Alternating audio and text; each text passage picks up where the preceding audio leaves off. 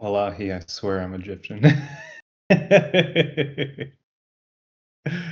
Well, good friends. Let me start the event. All right, so some people were asking me, I think it was on Wednesday, when I was working on some stuff for one of my clients.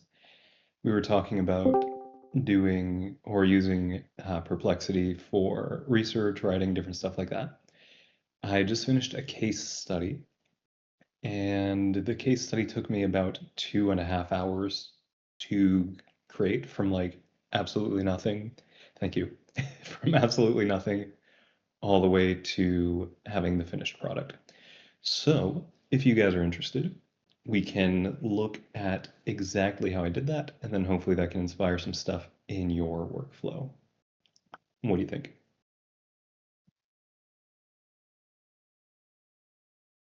All right. All right, cool. Perfect.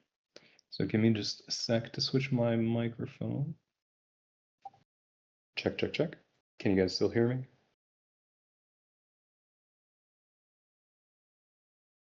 Yes, okay, perfect. Perfect. So, give me one sec to find the right tabs. So as you guys know, there are a bunch of large language models out there. The most popular ones are ChatGPT, Claude, and Grok, Gemini, and then Perplexity. So those are the five that basically everyone knows about. There are a bunch of others. But I like using Perplexity a lot. It's my favorite one. And Perplexity is recently going through a bunch of updates. So there are some features now that didn't exist a while ago that I still haven't tested myself. But the baseline, let me know if you guys can all see that.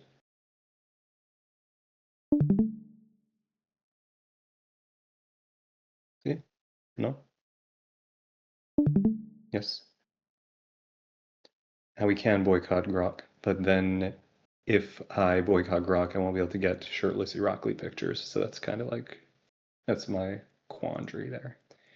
So with Perplexity, what's really cool is that Perplexity, they do have their own large language model called Sonar, but Perplexity also gives you access to Gemini, it gives you access to ChatGPT, it gives you access to Claude, it gives you access to Grok, and then I don't know what Kimi is, but it gives you access to that one as well. I guess it's Moonshot AI's latest model. If you just leave it on best, though, it'll choose the one that it believes is best for whatever the task is that you're trying to accomplish. I have never had to choose. I always just leave it on best, so maybe there's some optimization that I could be doing there. Not a huge deal, though. Other options that you have, this is something they just completely redid like this week or last week.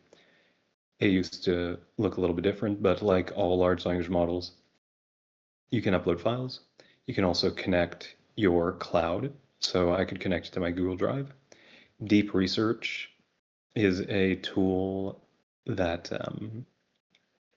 I can't remember what it's called in ChatGPT, but they have a version of this as well. It's just like it takes more sources when it's looking for information, and so the responses take longer, but it gives you a longer response and it gives you a little bit more information. Model Council, someone was just asking me about this in Gen Chat. I haven't tried it yet because I don't have the max plan, a normal pro plan, or whatever it's called. And the Model Council seems like the way that it works is that it sends the prompt out to a bunch of different LLMs at the same time, and then it aggregates the answers. I don't know exactly how it does that. And then we've got some stuff here that I haven't played around with either. But baseline, you just open this up. If you're looking for like more in-depth stuff, you turn on the deep research. If not, you just run it as is. You can choose your model if you want to. And then if I were to start a new chat, you could see that I can also choose which sources I want. I don't know where they moved it yet. So here I can leave it on just web, which is scanning the entire internet. Good night, Nadan. I can turn on academic, which is like just research papers, studies, whatever. And then I can turn on social, which scans social networks. So I could turn this off if I wanted to and have it only be on academic, or I could have it only be on social. And that's helpful if I wanted to do research, where I'm like, okay, I don't want it to look at blogs, so I'm not going to turn on web, but I do want it to look at Reddit, so I'm going to turn on social. Or I could specify, like, for example, here I could say, go find peer-reviewed double-blind studies that show the positive impact of lowering insulin levels on estrogen metabolization, something like that, right? Like just very, very specific queries, and it'll go do that for me. But what I wanted to show you is how I used it to create this case study that I just did for my client. The client is they're called GNO partners. So the client is an Amazon growth consultation kind of thing. And what they do is they work with big-ish Amazon stores to help them scale. I'm not sure, Sonia, how you zoom in. I'm not a pro at Discord. Oh, I see that. Our boy Curreso already answered. So cool. Does it scan X, LinkedIn, etc., or is it blocked? I am supposed to be a Discord mod, but clearly I'm not doing a good job. I don't know what sources it has access to. There are also lawsuits right now against big social media companies that are like, you have to let the AI scan your stuff, because it's like if they don't let it do that and then they have their own AI, it's like they're trying to create a monopoly. I forget exactly what the right terminology is, but there's stuff going on there. I did notice, though, for the first time when I did a scan the other day, that it was scanning social media outside of Reddit, which I thought was interesting. I don't know what all the sources are that it has access to, though. So here, the client is called GNO Partners. They have an Amazon growth service. Their client that I'm writing the case study about is called BabySense. And BabySense is like baby monitors and lights and stuff like that, just baby category things. So what I did was I got the sales call from when they joined the program, so when they became a client. I also spent about an hour and a half with the consultant. His name is Pablo. Really, really smart guy. I spent about an hour and a half with Pablo, and I asked him all of the questions that I knew I would want to have answers for the case study. So I know that in the case study, I'm trying to talk about problems, I'm trying to talk about solutions, I'm trying to talk about results, right? Those are the three big categories of things. But then I also want to get more in-depth information to get as specific as possible. So I grabbed that sales call transcript. I grabbed that transcript of my call with Pablo. So far, I've invested about an hour and a half in this process. So now I've got those two assets. Then it takes me maybe 20, 30 minutes to write this prompt. And you'll see that this prompt is structured very much in the same way that I've always talked about it. You give the LLM your context. So you're like, hey, this is what I'm trying to do. Here, I've got those two transcripts. So I tell it that as well. And then I mentioned that I want it to base all its answers only on what it sees in those docs. Then I tell it, this is how I want you to structure the case study. So case study, hero section, the headline's going to be like this, the subheadline is going to be like this, then I want a quote, and then this is section 2, and then this is going to be section 3. This is what section 3 is going to look like. And then I'm going to have section 4, and we'll have a final CTA down here. So the time that it took me to do this was mostly in creating that framework for it, because I'm looking at my swipe file. I'm like, okay, cool. Like, what do I want to model? I want to model this. How do I translate that and explain it to the AI? And these pound symbols, this is to indicate headers. So 1 pound symbol means an H1, 2 pound symbols means an H2, H3, and that helps as the AI is reading your input. It's like, okay, cool, this is a clear indicator of a section, right? Where it sees, for example, this H1 Okay, perfect. New section to the prompt. This is where the case study begins. H2 hero section, and then you see down here I use H2 again for section 2 so it can understand where those breaks are. So this is just helping it understand the information that I'm giving it.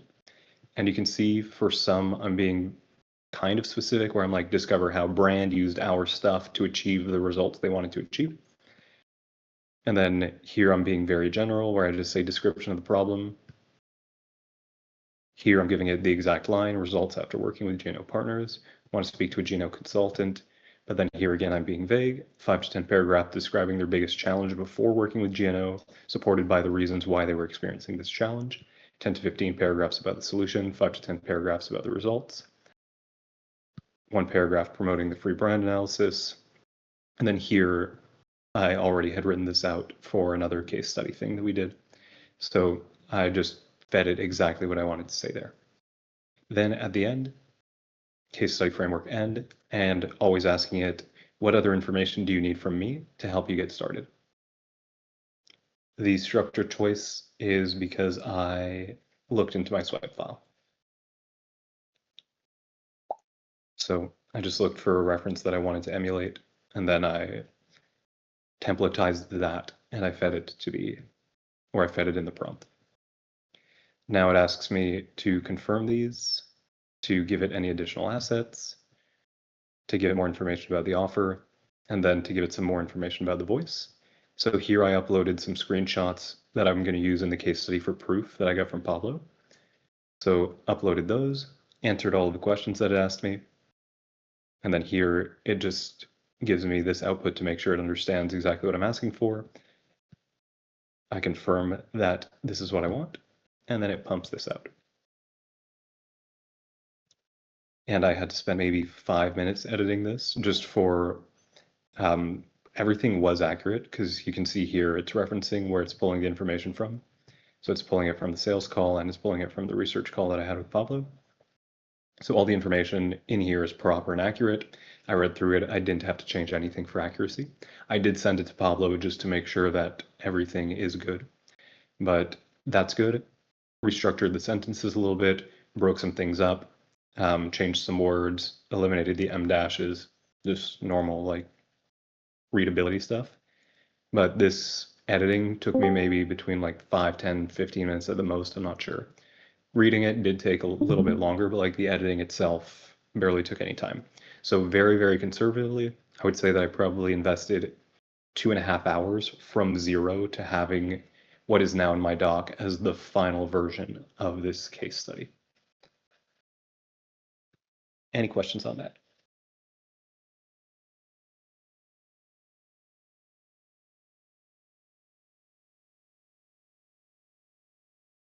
What do you plan on using this case study for? This without AI probably would have taken me like 3 or 4 whole days because I would have to do all the research. I would have to then synthesize that, figure out how I want to structure it, do my outline, go back. Like I would just have to keep going back a lot to the calls and to the transcripts to make sure that all my information is accurate, play around with the stuff that I've got, figure out what the problems are, how I want to frame those. So it takes a lot of that work off of my plate. But I'm going to be using this case study as a lead magnet. So I'm going to take this, I'm going to put it into a PDF or into an AI that's going to design it as a PDF. And then from there, we're going to create a little front end funnel out of it.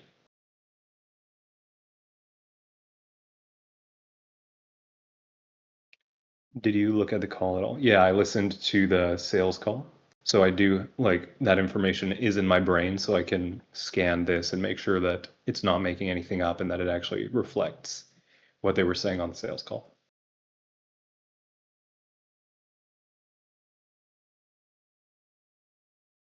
Any questions about this?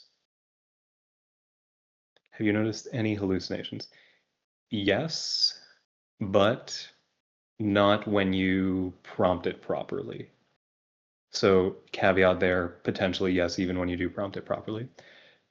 With something like this, or any kind of research that I'm doing, I typically give it very clear guidelines, where here I'm like, don't pull information from anywhere except for these docs that I gave you.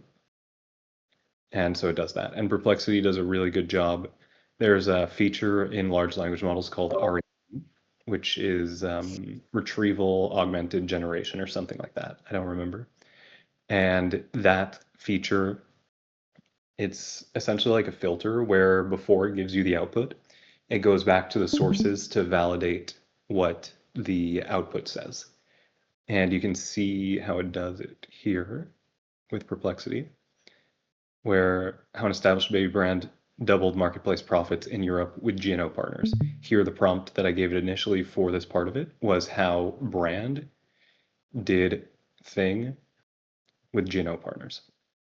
And so it went into screenshot, which are those are the proof screenshots, and then the research call that I did with Pablo to figure out what is the big result.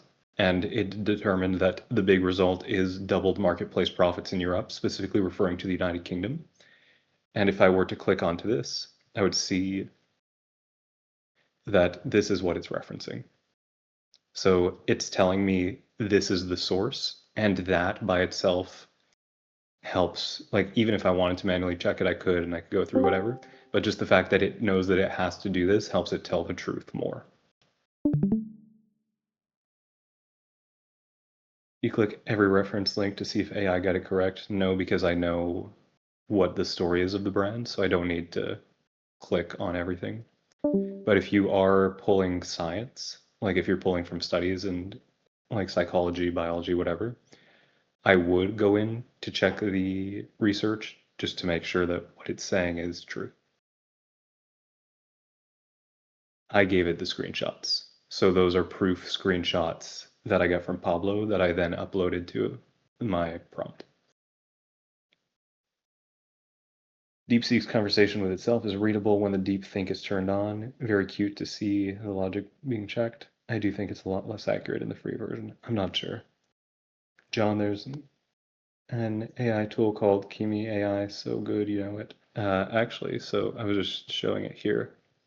I do have access to Kimi if I use this. But I am of the belief that all of these are pretty much the same. Like these large language models, AI, whatever word you want to use, they're all pretty much at the same level. They're really good, right? Like there's not going to be a massive drop off if you go from Kimi to Grok or if you choose Sonar over Gemini. Like that's just not how I perceive it.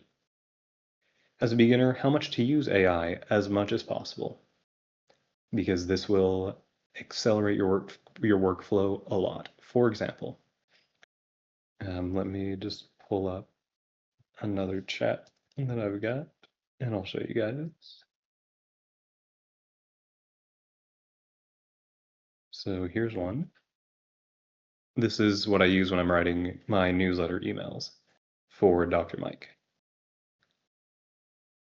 I upload a YouTube video script.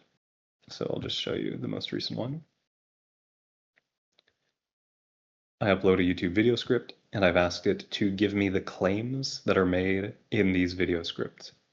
So then it tells me, okay, cool, here are the claims. And then I just read through that, and it helps me punch out a newsletter in like 5 minutes. Whereas if I didn't have this, I would have to watch the 20-minute YouTube video. As I'm watching it, think about what I'm going to write, jump back to different places within the YouTube video to find the claims that I want to write about, write all those down, try to make it make sense. If I can't figure out how to make it make sense, go back through the video again to try to find something else.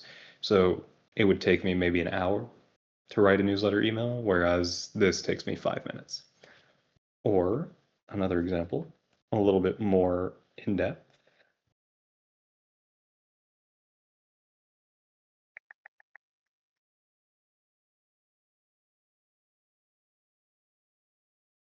This is for the cookbook that I'm working on right now for Dr. Mike. I have up to this point, all of my research and stuff is in this thread. So it's got all of the context, but where I'm at right now with the cookbook is actually, I'll just show you guys the cookbook itself.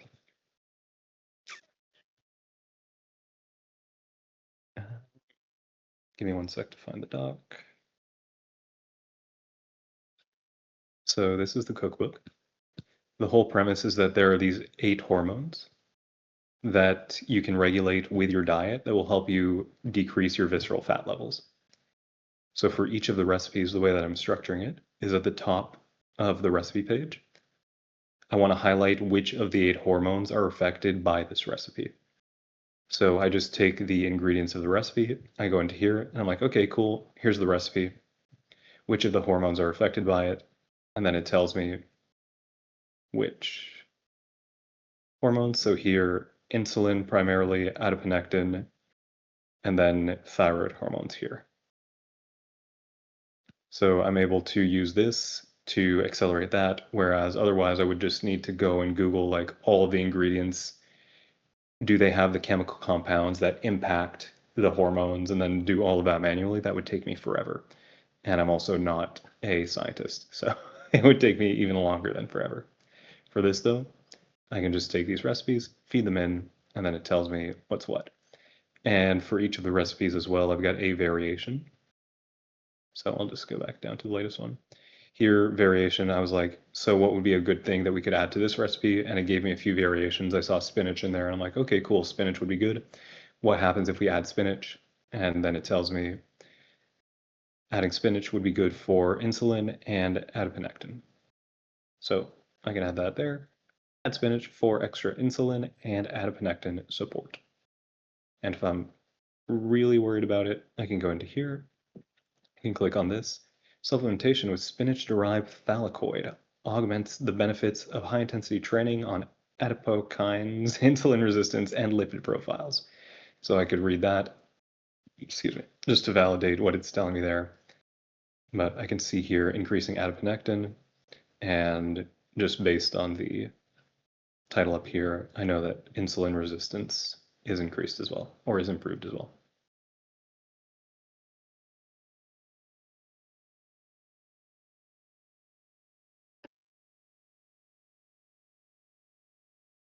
Let me just catch up on the chat. Copy that definitely needs to update their messaging on AI, but Sean's an AI hater, so I don't think that's going to happen.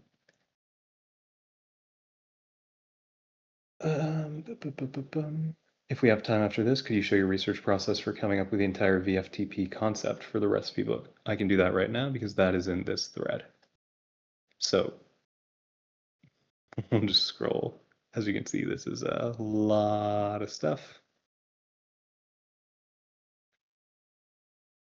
So we'll just talk about the research process because the ideation process is a lot.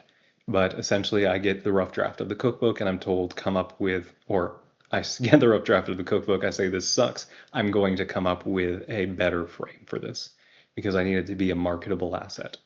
So I start by saying, hey, this is my context. This is what I'm trying to do. I'm thinking that I want to frame this around hormones. So what are the hormones that exist that can affect visceral fat? And it gives me 21 hormones that I can use. And then from there, start ideating, and I'm just playing around with it. I'm like, okay, what about this? What about this? How does this work?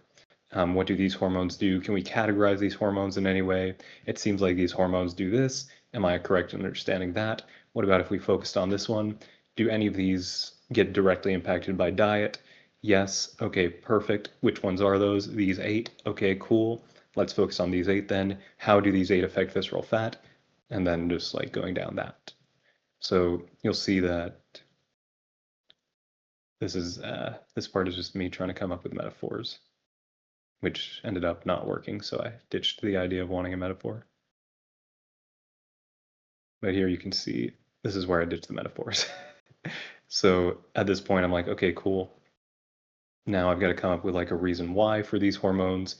What if we did something with age, but then I ended up instead deciding on the idea of the visceral fat tipping point because the age window was too wide and too late in life. So yeah, that's how I came up with all that.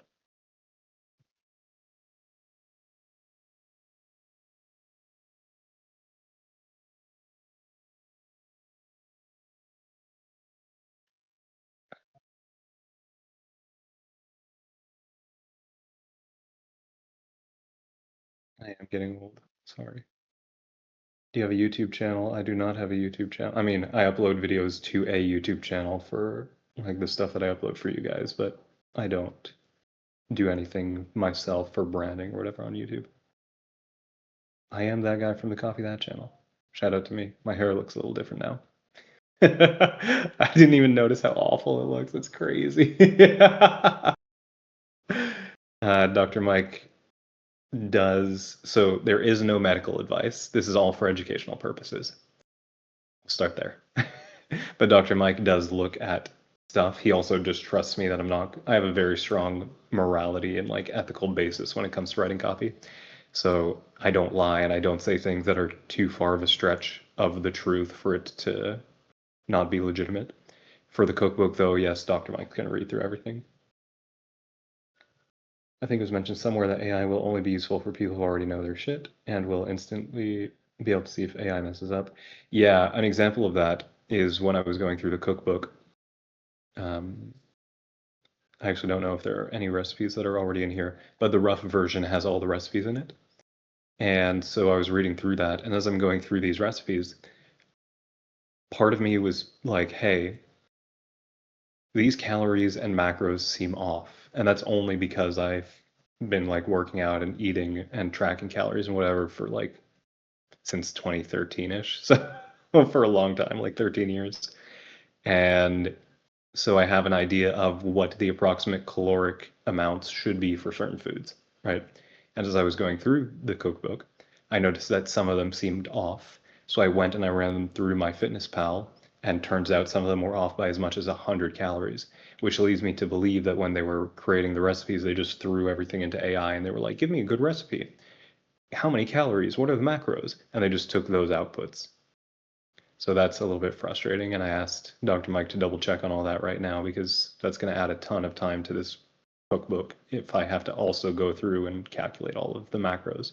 But yes, to say you do need to have a baseline of knowledge to be able to check the AI and also to be able to prompt it properly, to be able to get the outputs that you want. You need to be able to give good inputs, and you can't give good inputs if you don't even know what you're trying to achieve. So you need to know the process that you're trying to execute, know what all of the steps are in that process, know how to explain it adequately, and then you'll be able to get the responses that you're looking for.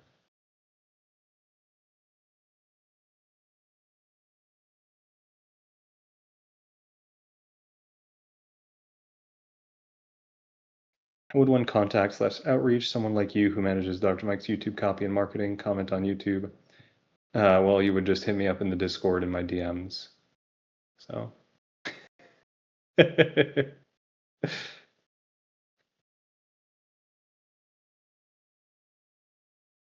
But what are you asking specifically? Like if you were trying to get work? Uh, if it were me, just very casually. Look how tight my sleeves are. The trick is not to get bigger arms, but tighter shirts. I would say for me, the best recent out. Oh no, I could not beat anybody up. I'm such a softie. Like if I ever get into a fight, for sure I would lose. The most recent good outreach that I got was from a guy named Ben, he's in the CC now. But Ben, he reached out to me. I can read you guys exactly what his messages were because it was really well done.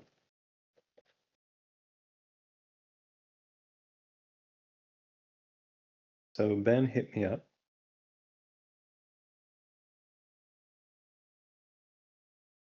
on December 28th, 2025, and Ben and I still talk. So now Ben is in my circle of people who I am willing to give time to. Ben hit me up on LinkedIn and he said, "Hey, Jonathan, watched a few interviews with you in Copy That, and I would love to connect. I'm a student from Liverpool who's learning more about copywriting, and I'd love to ask you a few questions." So, no, my info is definitely not anywhere for Dr. Mike. I am also not Dr. Mike's YouTube scriptwriter, so there's that. But Ben hits me up with that message. Now I'll read it again. Hey Jonathan, watched a few interviews with you in Copy, or with you in it from Copy That, and I would love to connect. I'm a student from Liverpool who's learning more about copywriting, and I'd love to ask you a few questions. So, what did Ben do right that motivated me to answer Ben when I have dozens of other people who, in the same like 30-day window, messaged me, and I didn't even open their messages? He's specific, he's kind, he glazed me 100%. No, that's it. Logan's right. And then Sonia also correct with honest intentions. So the main thing that got me with Ben's message, and what I explained to him on the call, because he asked me as well, he was like, why did you choose to give me, we spoke for like 2.5 hours, I think the first time we talked. He was like, why did you choose to give me this much time? Like, he's grateful for it, but he's wondering. And the answer that I gave him is that when someone gives you, yeah, because I'm a sweet man for sure, but he should hang out here more. When someone sends you a message that's cold outreach like this, you can immediately tell the type of person that they are and whether or not they're worth your time by the way that they messaged you. The things that were green flags in Ben's message, watched a few interviews with you in them from Copy That, and I would love to connect. So, what is it that Ben said there? Ben said to me, I've already spent time on my own doing research and trying to get better, right? If he has seen Copy That videos, I know he's consuming content and he's actively going out and trying to get better. Someone who just says, hey, Jonathan, I have a few questions. I'd love to connect, whatever. They haven't shown me that they've invested anything at all. Ben is not saying, Jonathan, those videos were literally the best and going over the top. That would have turned me off, right? Ben's just saying, hey, I know who you are. This is how I know you. And he's also indicating to me that he's taking time on his own to try to improve and get better. So he's putting in effort. So those things to me are green flags. And then he also says, I'm a student from Liverpool who's learning more about copywriting. I have this is going to sound super weird. I have a predisposition to young men, young women as well, just like younger people. I'm 30, so like late teens, early 20s. I in my heart, my mission, as you guys know, with the Copywriting Collective and with everything else, I'm trying to create an environment where you guys can learn a lot and have access to opportunity so that you can hopefully, by the time you're my age, be better than I am.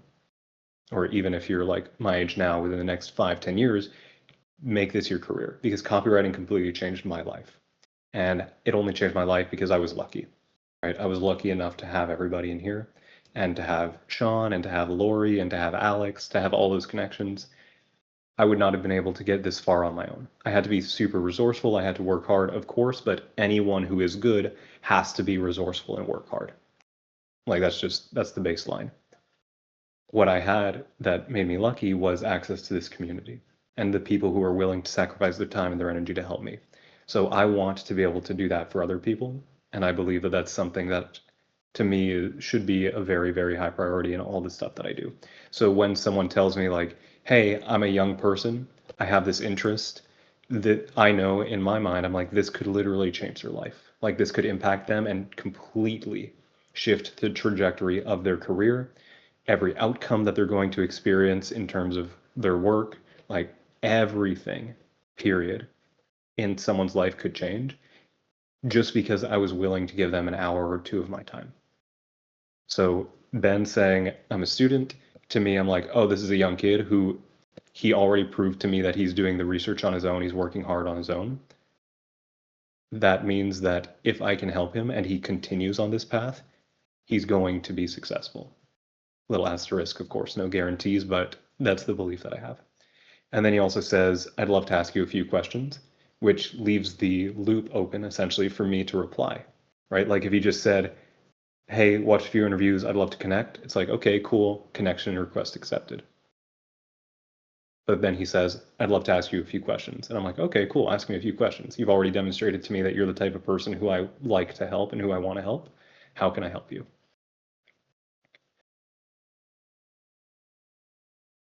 Read your post some successes. I appreciate that. Thank you. So Ben hits me with that, and then my reply to him is ask away, my friend. And then he sends me video messages where he gets my first name wrong, which I immediately call him out on that. But it's funny because in my life, like that's one of the things that I just, as a shit post, I don't actually care. But as a shit post, I take a very strong stance at call or on calling people out when they get my name wrong. I don't know if you guys know Jason Capital, but in an email exchange, I forget what he called me, but he just called me the wrong name one time.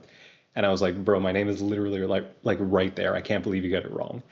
This is one of the extremely famous, extremely successful marketers in the world, right? And I'm like, I got no time for your shit. So, or nationality too. Yeah, I actually did that earlier today with a big YouTube guy. So Ben then sends me two video messages where he essentially explains the scenario, and he's like, "Hey, Jonathan, so saw you on Copy That. This is who I am. This is what I'm working on. And I was wondering if you have any takes on these things specifically." And for Ben, he's working on a thesis for school for AI. So he was wondering if I have any AI processes for business, for marketing. Oh, that's Gabriella, RIP. And if I would be able to answer the questions that he has around those. So I responded, yeah, I'm happy to jump on a call. He also mentioned ecom brands. RIP is rest in peace, like when somebody dies. He also mentioned that he wants to focus on ecom, but I was like, well, I don't really work in ecom. I just work in info, but I have done a ton of AI stuff. I also worked with a pretty big AI company. I use AI in my workflows a lot. So what time works for you? And then he responds, and then we just coordinate, right? And then I get on a call with him, and like I said, it's like 2 hours, 2.5 hours. And since then, we have been going back and forth pretty much about everything. I connected him with a few other people who are big, and I have like AI enabled agencies or offers or whatever, like Alvar, Rousey as well. My other friend Toby, who I don't know if you guys know Sia, RIP to her as well. Sia used to work with Toby. Toby I just connected with randomly on LinkedIn, and we've chatted every once in a while ever since. But I connected him with those three people, and those three people were able to help him out a lot. So I provided a lot of opportunity for Ben, and that just to, I guess, emphasize the idea of networking a little bit more for you guys. If you can connect with the right person, then they can connect you with all of their right people. And so you really open up the doors for opportunity for yourself, whether it's going to be like Ben for something where he's studying and he's just getting started and he wants people to help him understand the current landscape, or if it's for job opportunities or whatever, like you guys can ask in Gen Chat how many people got jobs because Jonathan recommended them, and it's a lot. So having someone like Jonathan or like anybody else who's got those connections already, that's going to fast forward your stuff because you can just tap into the Jonathan network or the whoever else network. And how do you get to a place where Jonathan or where whoever else is willing to create those opportunities for you? I would say that it depends on. Um, I just saw Logan's comment. It depends on the, not necessarily the value that you give, but like the trust or the confidence that the person, we'll just use Jonathan as the example, the trust or the confidence that Jonathan has in you. Because with referrals or recommendations, I am also putting my opportunity on the line if I recommend somebody, right? So I know if I say to Ben, hey, go meet Razi, go meet Alvar, go meet Toby, go meet whoever, and then Ben acts really poorly with them, Razi, Alvar, Toby, they're going to think less of me. And then I'm going to lose credibility in their eyes. Right now, they think of me very highly, right? Like, I'm friends with all these guys. We all think that we're experts. Like, I see Razi very highly. Razi thinks I'm really good at marketing. I think Razi's really good at marketing and business and whatever, right? I know that Alvar's really good. Alvar thinks that I'm really good. I know Toby's really good. Toby thinks I'm really good. So we have these relationships where we all see each other as very high value. So if I were to recommend someone like Ben and then Ben just goes off and does something really shitty, these guys would think less of me. And in the future, because I've damaged my reputation, they would be less willing to give stuff to me. Whereas this time, I just started a group DM on Discord. I'm like, hey, Rozzy, this is Ben. This is his story. This is what he's trying to do. Can you help him out? And Rozzy, who's super busy, right, was willing to take time out of his day to do that because I asked him to. And you can get a lot in life just by asking people if they like you. So I cannot risk that for myself and for the other people who are relying on me.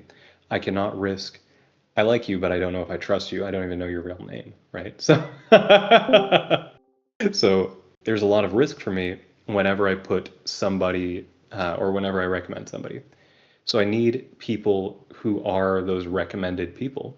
I need them to have demonstrated to me in the past. I need them to have demonstrated to me in the past that they are at least to the level that I wouldn't be embarrassed or like I wouldn't get any negative blowback by recommending them. Yusuf, for example, I just recommended him for work that didn't work out because the guru at that business is so dumb and he's stupid. I think Yusuf should have gotten it. Like if it were me, I would have been like, oh yeah, this is good enough. But it's just a problem with the it's a problem with the brand, not with Yusuf. So I was willing to do that because I'm like, there's 0% chance that Yusuf does a bad job, right? I know that Yusuf is going to work really, really, really hard to make it work. And if anything does happen that's bad, it's not going to be because of Yusuf. It's going to be because of like a problem with the testing process or like a relationship thing. Because I'm thinking of this brand owner, right? He's a loser. But I know it's not going to be because Yusuf didn't put in the effort for it. And Yusuf is also at a skill level where he's good enough that I know that he's going to be able to do work that's good enough. So you just have to be good enough. And then if the person trusts you to hand in your work on time, to be respectful, to be a good fit with the culture, different things like that, then you can get those recommendations. And when you're at the top, you'll notice that, like you guys will get there eventually, hopefully, but you'll notice that all of the people who operate at this level, they are always looking for new talent, right? Like today, right now, I've got someone in my DMs who I have to respond to before end of day because I didn't yesterday and I didn't the day before that. But he's like, we're doing 600K a month and I need somebody to help me scale on paid because most of it's from organic, blah, blah, blah, blah, blah. He's talking to me right now because he was talking to other people and he's like, hey, this is my problem. And the other people were like, oh, go talk to Jonathan. He knows. Like, he can figure this out for you. He can do it. So I get a lot of opportunities like that. And then I also get a lot of people coming to me in the same way where they're like, hey, do you know any copywriters? Because I know that you have this community and I know that you're a really good copywriter. So I know you have people in your network. Who can you recommend to me for this job? And you can imagine if I've got, let's say, I'm just really close to 10 brand owners or offer owners or whatever you want to call them, right? Like 10 gurus. If I'm really close to 10 gurus and each of them needs a copywriter every like 2-3 months, either they're growing their team or their copywriter leads or whatever, right? But we'll say any one of them every 3 months will need a copywriter. So if I just had one friend, that would be one copywriter recommendation 4 times a year. But if I've got 10 friends, that's 40, right? So you can see how being friends with someone like Jonathan, then having that trust and that authority and credibility, whatever, having a Jonathan in your network creates a lot of possible opportunities for you. Now imagine if you're friends with 2 or 3 Jonathans, and each of them has 40 opportunities a year. That's 120 opportunities that you now have access to just because you were nice to somebody in Discord or on LinkedIn. So yes, there's only one of me. So to get Jonathans in your network, I would say do the thing that that Ben did so well, which is work really, really hard on your own, and then keep that relationship. I think the first message, I can't remember what I said, December 17th, December 27th, something like that. But it was end of December. Me and Ben are still talking. It's been almost 2 months. Right. And I suspect that this relationship with Ben is going to go for a long time because he's a young guy, he's motivated, and he cares a lot. And now I'm invested in him. So if you can get a relationship started like that. And something that I talk about all the time is go onto LinkedIn, find people who are working with brands that do stuff that you really like, whether it's an agency or an e-com store or like an info product offer. Just figure that out. Figure out who those people are who are marketers at those places. Find a campaign that they're doing that you really like. Slide into their DMs and be like, hey, I saw that you were the marketing manager at Oatly. I just saw that would probably be a big one, but I just saw that you guys did a campaign for this thing, and I thought it was really cool how you did this. No, I said Oatly, not Oakley, not the sunglasses, but the oat milk. So I saw that you guys did this campaign. I thought it was really cool the way that you executed this thing. I actually just had a question about your creative process if you've got like 30 seconds. And then you initiate that relationship. And then you can start talking, going back and forth, and being like, hey, actually, do you have 15 minutes to just like have a coffee on a call? I would love to get your take on this, right? And then you start and you chat and you build that relationship. And if you do that and build a lot of these relationships, like I said, you'll have access to their network as well. But what's really cool is that these people will be job hopping throughout their career, right? Like Jonathan worked with bad marketing. Now Jonathan works with Dr. Mike. Who do you think Jonathan is going to hire when the team gets big enough at Dr. Mike? He's going to hire the guys that he worked with at bad, right?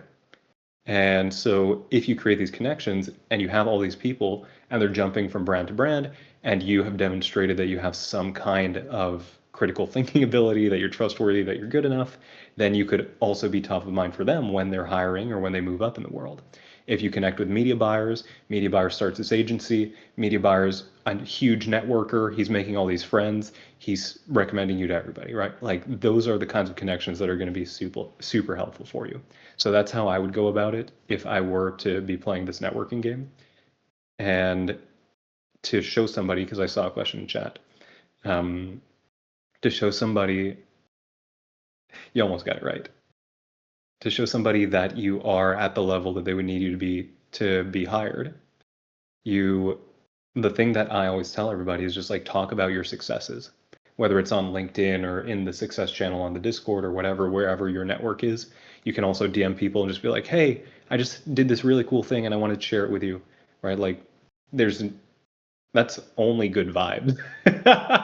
If, for example, Yusuf, if we didn't know each other, and let's say I just started my relationship with Yusuf, if Yusuf DMs me and he's like, hey, John, check this out. I just did this really cool, or actually a better example is Mehdi. So I don't know if you guys know him. He's a Moroccan guy. He's in the circle, doesn't interact too much in the copywriting collective, but he's a good friend, like a very, very good friend. And he used to hit me up a lot in Discord DMs, or he would just be like, yo, check out this campaign that we just did. Check out this launch that we just did. Look at these results. And then when I had an opportunity to hire copywriters at Bad, he was one of the first people who I hired, or actually got the interview. Like it wasn't on my team, so I didn't hire him directly. But he came in and he's been doing super well, and everybody loves him because he works hard and also because he's really good. And I gave him that chance because he was showing me his results constantly. Right? So whether it's spec pieces, if you're just starting, where you're like, oh, hey, I just wrote this spec piece and I thought it was like a really cool idea. What do you think? Right? Something like that. Or if you're actually working with clients and you're like, hey, I just did this. I got these conversion rates on my emails, or we generated this much in sales. I know it's not huge, but this is like a really small project and I'm so proud of myself. And I just wanted to share that with you. Or you write a full post in Successes, or what, like you drop something in GenChat, whatever you want to do. That is how you get the people who you're networking with to believe that you're good enough. And then from there, it's just a matter of how you behave and how you've interacted with them that's going to create the trust.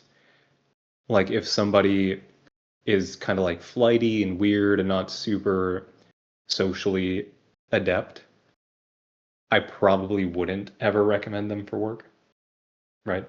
But if they seem like a normal person and they're cool and whatever, then yeah, if they're cool and they're good enough copywriters, I wouldn't have any problem. Let me scroll back up in chat to make sure I didn't miss anything. And if I did, you guys can just drop it in chat.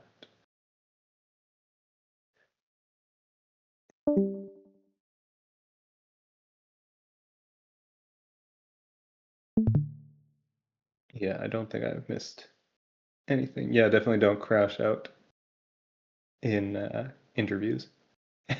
But when you're doing interviews, if you get referred, usually the interview is pretty easy, especially if you get referred by somebody like me, or like if Sean referred you to one of his close friends, or if there's another, like Alex, for example.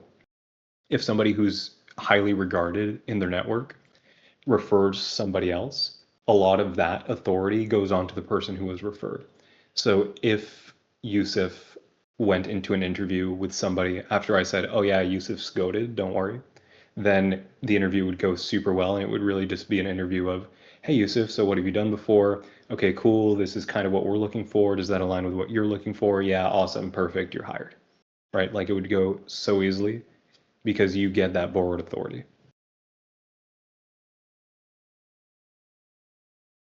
Yeah, exactly. That is why I've got to be very careful with the people who I recommend because I don't want that to fall back. Um, right now, my recovery in my mouth, you mean? Yeah. Right now, I've got the stitches broke. So I've got two really long pieces of thread dangling from the top of my mouth that just tickle my tongue, get in the way of everything I eat, and then also kind of go down my throat a little bit. So it's not very based. Also, yes, I was speaking through stitches. It's just at the top though, like it's not top to bottom. And I don't think that the gum stuck, so I'm gonna have to go and get this redone a third time, which is crazy. Biceps again. My little tiny baby arms. Actually, my forearms are so decimated because I don't know if I told you guys. I destroyed my shoulder like a year ago. I'm not sure how it happened. It's either a girlfriend thing or a dog thing, but something happened, pulled my shoulder, couldn't use my shoulder at all for many weeks. And so you can imagine the just like the loss of strength on my left side because I wasn't able to do anything with my left arm. And it was to the point where if I was trying to lift like a bowl or a plate to put it back into the cupboards, I wouldn't be able to get it up. Like I would just struggle and be like, oh, and then I would have to switch my arm, put it up. So that was really tough. And right now I'm recovering from that. So my forearms, like my forearm is the biggest thing that I've noticed outside of the shoulder, obviously, but like shoulder, pec, and forearm. The forearms really suck because it's my forearms give out really easily when I'm doing exercises. So if I'm doing like a Romanian deadlift, where you're holding the dumbbells and then you kind of like it's a hip hinge. So you're just going up like this and down like this, and you're just focusing on stretching and contracting your hamstrings. But I'm not able to get my full reps in because my forearms give out so easily. Because for so long I just wasn't using my arms, so my forearm's super weak. So that's one of my big pains right now. Not pain, like it's not physically painful, it's just annoying because I have to do a lot of really light work and it just sucks. Like it's frustrating to not be able to do things, like to not be able to lift a very, very low amount of weight is very frustrating. Shouldn't you be taking better care of yourself? I'm taking fantastic care of myself, Sonia. Come on.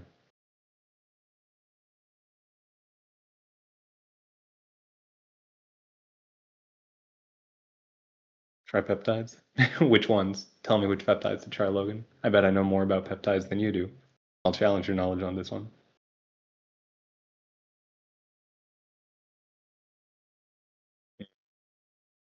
I was Googling. When you're well enough to start rehab work, I have suggestions that work for me. For shoulder or for forearms? A peptide is it's like a chemical that your body naturally produces, but people inject peptides into them to get bonus effects of those chemicals.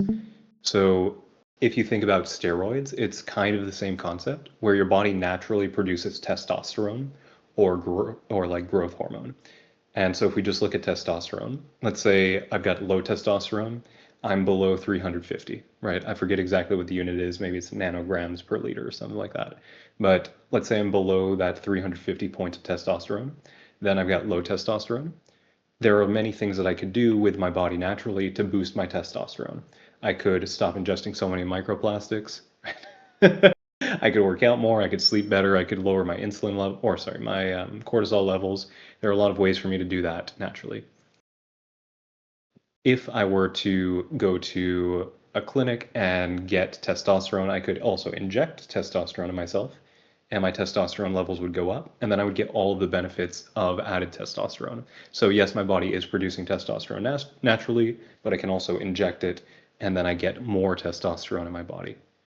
Peptides, very similar, where a peptide, for example, there's a type of chemical in your body that's called GLP-1. And GLP-1 does a lot of stuff in your body. It's produced naturally. One of the big benefits of GLP-1 is hunger suppression, right? And GLP-1 is a category.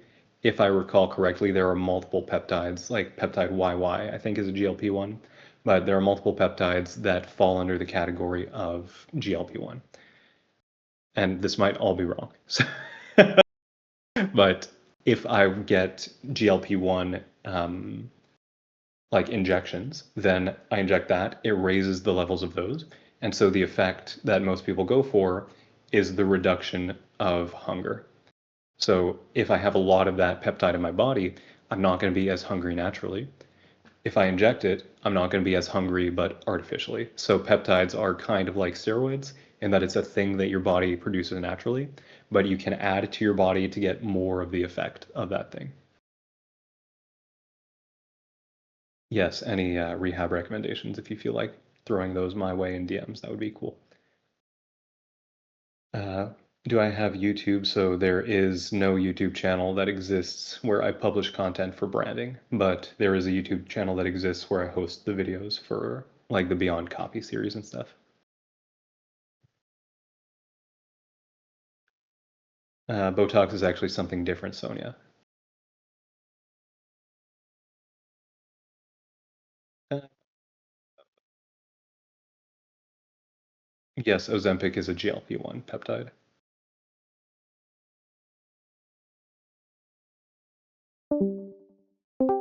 What was your question? Was it the thing about Dr. Mike and me being frustrated? Because I already talked about that.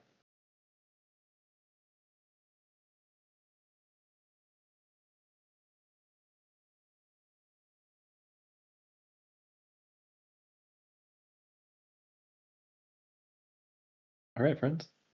That's everything that I have got. Do we have any questions, or do you guys want to hop into critiques?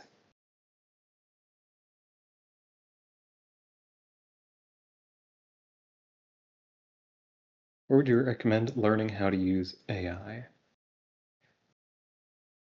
Yeah, the Communist Manifesto. You can ask a question, Logan. I'll get to it as soon as I answer this. So I'm sure that there's a ton of really good content on YouTube about AI.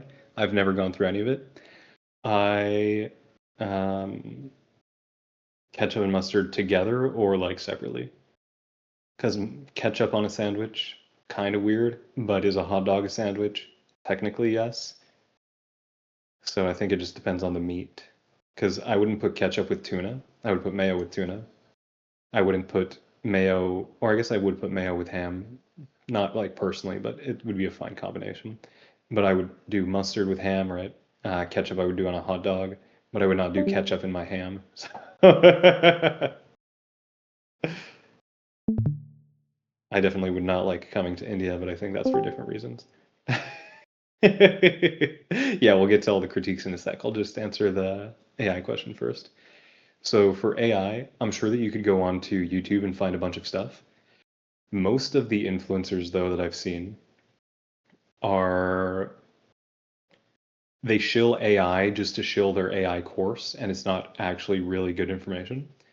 The foundation of anything that you're going to do with AI, for whether it's like a large language model or it's an image or whatever generation model, it's just understanding that you have to be very, very specific with it and give it the right context, and then you're pretty much good. Like if you can tell it, this is what I'm trying to achieve, this is how I'm looking for you to help me, 99% of the time, in my experience, that's enough. So you can look, for example, at my first prompt on this one, just so that you can see what the context is that I gave it. And then also like play around with stuff and just test things, whatever ideas you have, see if it's able to do it, do different iterations.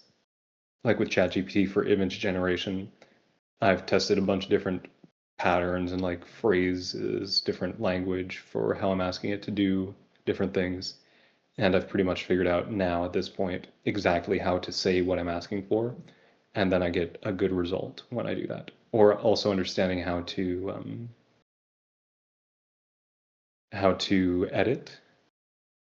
So when it does give you an output, then how do you improve that output, or how do you have it go back and correct that output?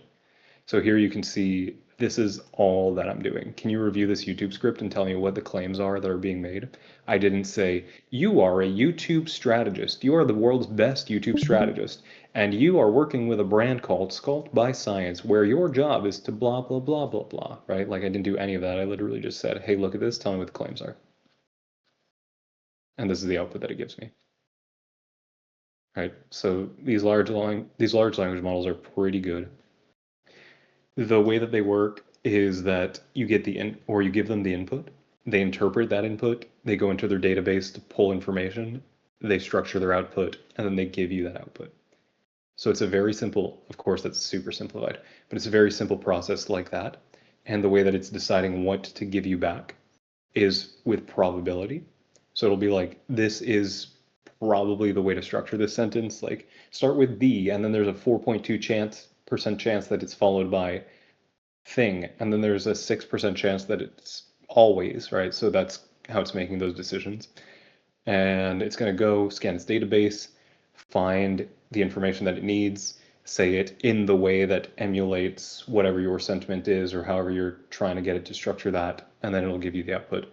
So it's a very complex system, but just kind of talk to it like you would talk to a normal human being, but very, very, very specifically, and make sure that you're doing things step by step and not asking it to do everything in one shot. So if I know, for example, with the case study is here, yeah. So with the case study, I know that I'm going to need to give it at some point the screenshots. So I had those loaded up, but I didn't want to drop it in here and be like, look at this and look at this and look at this and look at this. Instead, I give it first, okay, cool, here's all of the data that I want you to use. Here's the structure. What else do you need to know? And then it's able to pick up on the things that it's missing, and then I'm able to give it the rest of the information, right? So that's kind of the process. Just talk to it like a normal person, be very specific, ask it if there's stuff that it wants to know that you haven't already given it, like what does it need to know, how can it do the best job, and you should be good.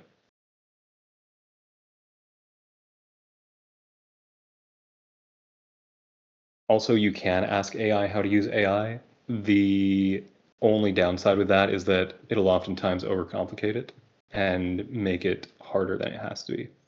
Another thing that AI is really good for is product documentation. So if you were to work on like MarTech or anything like that, like any kind of email service provider, like let's say Klaviyo, right? I'm like, I'm working on a Klaviyo workflow and I need to delay a message by 24 hours, but send it immediately if the contact clicks the CTA within the email. How would I structure that? So the cool thing about these large language models is they also have access to all of the product documentation of all of these pieces of software. So it'll be able to help me with literally any technical problem that I have. And what's really cool, since I think like a year or whatever ago, they started being able to read images. So you can just also take a screenshot of whatever you're working on, throw it into the AI and be like, hey, this is what I'm seeing right now. Can you tell me where to go and what to do? So I'm a big fan.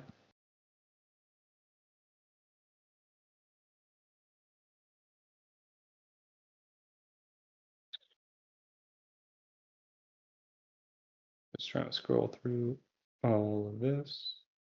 One sec.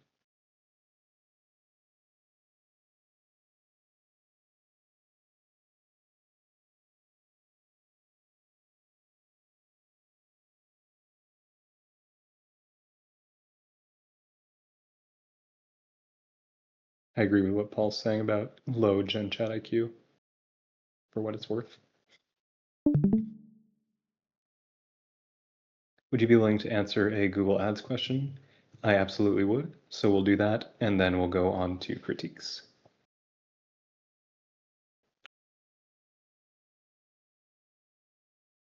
Hit me with the Google Ads question.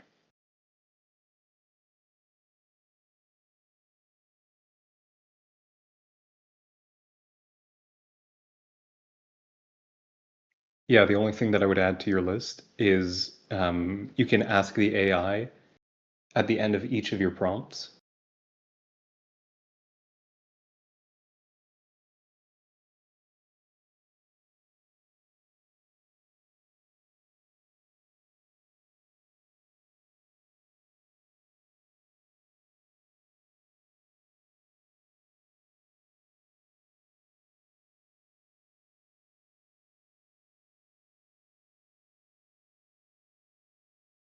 The results. I've been doing it since.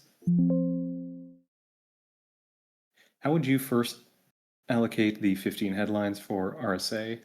Can you tell me what RSA is? I'm not super familiar with all of the Google acronyms. Responsive search ad. Oh, okay, cool. So yes, I understand what that is. For example, 1 to 3 using seed keyword, 4 to 6 reiterating solution, 7 to 10 feature USP, 10 to 15 CTAs. What I would do is I would think about it in terms of, so I guess for anyone, we'll do a little bit of Google Ads theory first.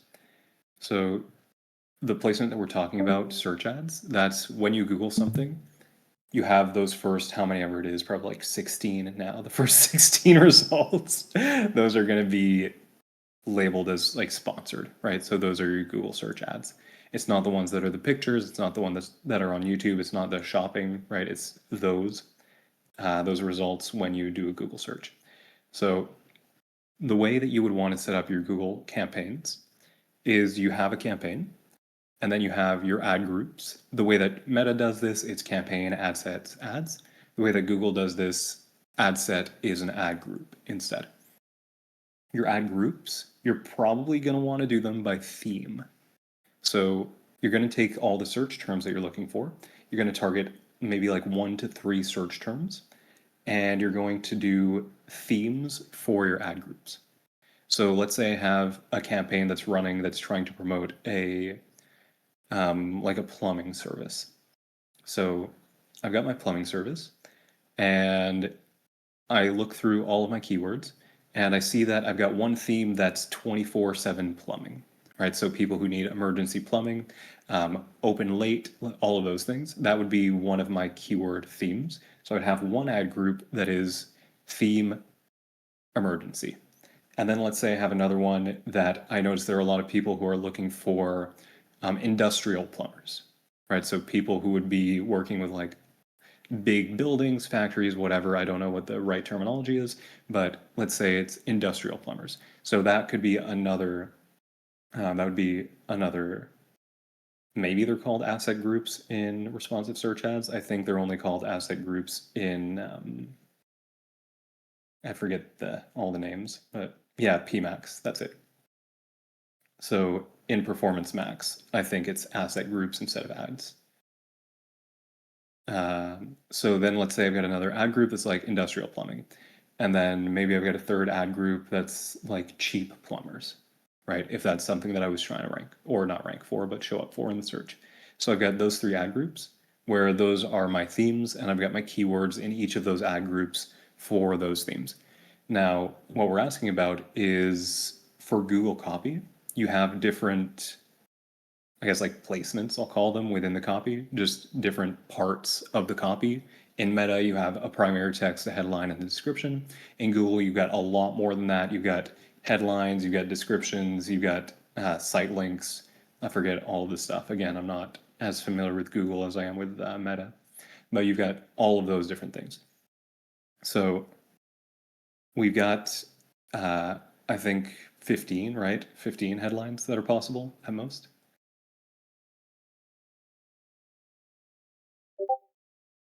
Yeah, okay, cool. So we've got 15 possible headlines, or I guess at minimum, it seems. We've got 15 possible headlines. If we know that the basic structure of it is that you're going to have a theme per ad group, then that means you're going to have 15 headlines that are possible with that theme, right? So if we're talking about value props, if we're talking about beliefs, like I like to think of it with those categories, right? Like belief or value prop, however you want to classify that for yourself. But within my general theme of, we'll say, emergency plumbing, what are the beliefs or the value props that I could go for? And I like to think of it like that because then it's easier for me to test different hypotheses versus just small word changes.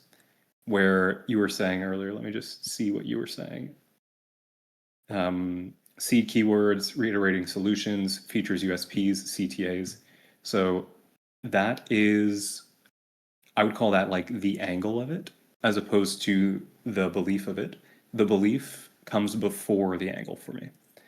So I would look at the beliefs. Let's say I can find 4 beliefs, and a belief would be a desire, a pain point, or an objection. So somebody says, okay, somebody says, for example, in my research, I see people who are looking for emergency plumbing. They're like, oh no, it's really late at night. Everywhere else is closed. I hate that I can't find a plumber or that like no one's going to be available until really early in the morning. So then I'm like, okay, cool. Emergency plumber. It seems like a pain point is I need somebody right now. So that would be one of my beliefs. I need somebody right now. With that belief, then what are the different angles that I can use for that belief? I could do something that's like against competitors. I could do something that's calling out the problem. I could do something that's calling out the desire. However, I want to structure that, that comes off the back of that belief. But the belief is the main thing I'm testing. Because I could say, need a plumber right now, question mark, right? And that is a good way to frame that, or it could be a good way to frame that. I could also say something like, plumber to your door in 5 minutes or refund, right? Like, I don't know how many characters we have, if that fits, but I could say something like that, right? Like plumber to your door in 5 minutes. Or I could say something like, emergency plumber open all night, different things like that. So those would be my angles within that belief. Potentially, there's another belief that I could go for there that still falls under the keyword theme of emergency plumbing, where it's more like the pain focused of this thing just happened and I don't know what to do.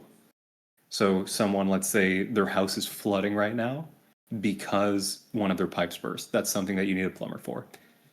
So, they would be Googling something like emergency plumbing, and if I'm calling out their specific problem like pipe burst question mark, then that's an emergency, like that's falling under the category of the theme of someone who needs a plumber immediately.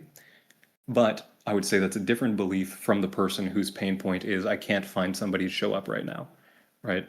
So having those beliefs, having those different angles within the beliefs, and then just building out, there's no set number for how many beliefs you can find or how many pains or desires or objections or whatever you can find. But that's how, kind of how my mind would work when I'm structuring these. And then I'm just bouncing back and forth and developing on all of them as much as possible.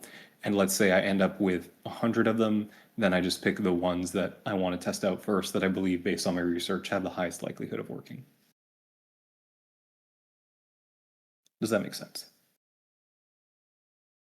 What if the product is not something less direct, like info products? You probably wouldn't be running Google Ads for info products. Unless you're running like brand keywords and stuff.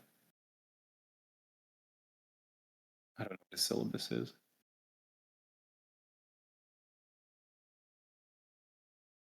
And you bundle those angles together? Yes, because your division of these would be on the ad group level or ad set, like whatever, asset. I don't know anymore. Now I'm doubting myself. But on the ad group level, those would be your bigger themes. And what you would want to do with your Google campaigns, just the way you're structuring it, is Yusuf, I'm not listening to you. On those ad groups, what you would want to do is, let's say, use a really broad match for emergency plumbers in Pittsburgh, Pennsylvania. And so the ad would get served to searches that Google thinks kind of are close to people who would be looking to that. And then inside of your search reports, you can see like these are the keywords that were Googled where your ad showed up, and this is how they converted, and this was all their performance and whatever. So you create that theme, you throw out something really wide, and then you have to look at a combination of what you were actually showing up for and which keywords were showing up where, and then that's how your optimization process starts. It's a combination of whittling down like keywords, demographics, and then also trying to reflect that copy. And potentially you could break it out into another ad set or another ad group if you see that like emergency plumbing 24/7 is converting really well, and also emergency pipe repair is working really well. Those kind of different. So you could break them out into two new ad groups where you have all of your ad group A copy very specific to whatever that theme is, and then all of your ad group B copy very specific to whatever that theme is. I would never do exact match. I would rather kill myself. Bionic analysis. I've never heard of that. Yeah, it does make sense. I'm learning segmentation theming based on search intent, so each RSA would target its own belief/need, e.g. RSA for price searches, RSA for emergency. Yeah, exactly. That's how I would think about it.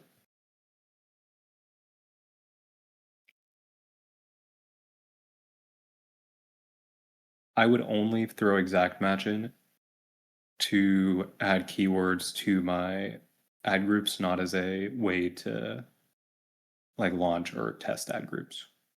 Because I actually learned this from my Amazon client.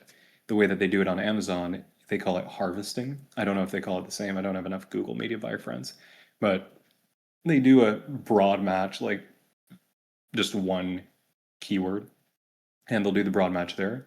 And then they'll look at what all of those terms are that were good that fell into that broad match. And then they'll build out new ad groups or new campaigns around those. So it's like using the broad match to figure out where all of the conversions can come from, and then using the exact match to optimize later on. Okay.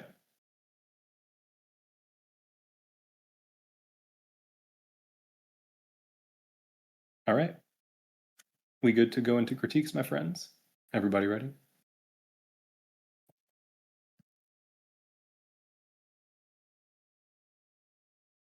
All right, cool. So order of priority is going to be whoever drops it first. All right, let's go. All right, bye, Sonia. I'll miss you.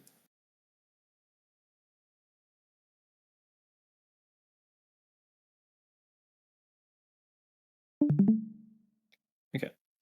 Anglais 6 and Anglais 7. Let's go.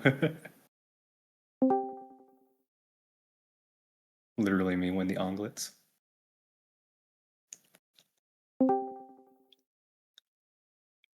Scroll down on this page or on a different. Yeah, I know it's French. MF. You've seen my last name. Oh wow. I actually don't wear Nike underwear. All of my underwear is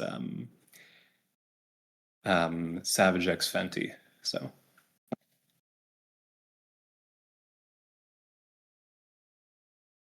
how do I?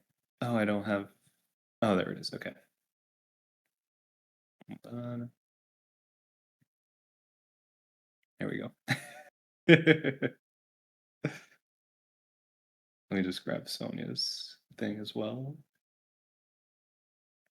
You can try that laugh by working on your laugh for years and years and years, releasing all the tension within your body and realizing that it doesn't matter how loud you are, and it doesn't matter how much you enjoy yourself, because at the end of the day, it's your life.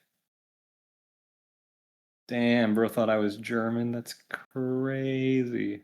The book is fire for sure. All right, bye, Yusuf. Love you. I'm gonna miss you. All right. So, Yassine, this is the one we're looking at. Okay. Perfect.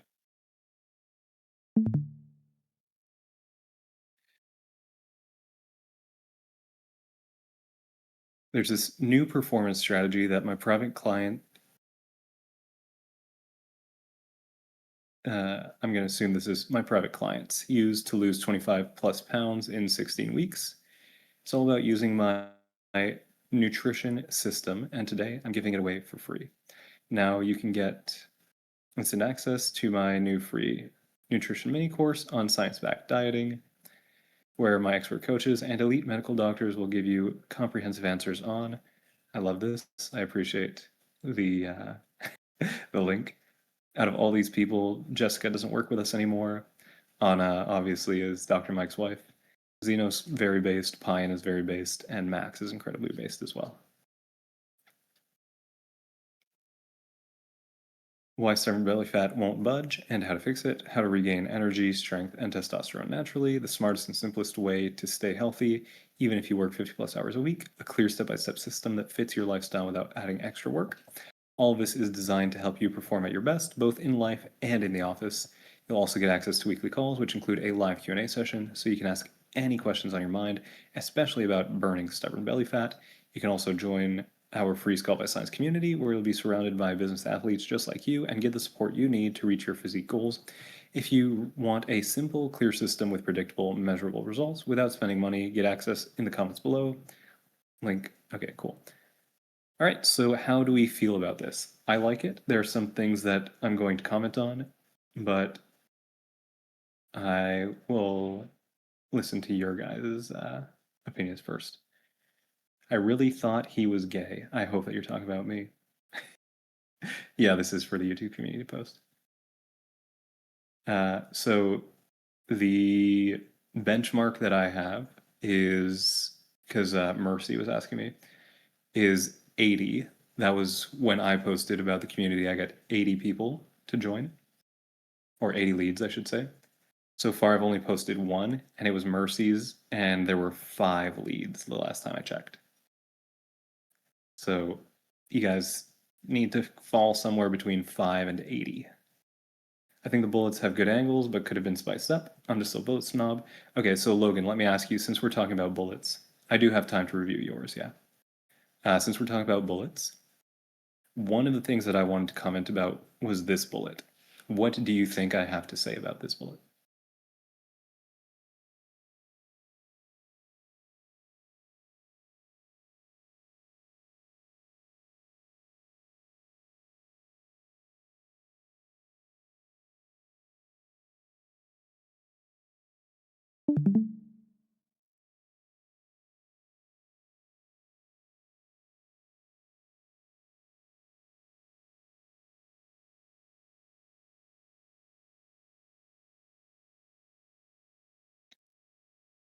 What you would say is probably could have. I definitely could say that, but what I will say instead is look at the choice of benefits that we're using. Testosterone naturally. So this is aimed at a male audience.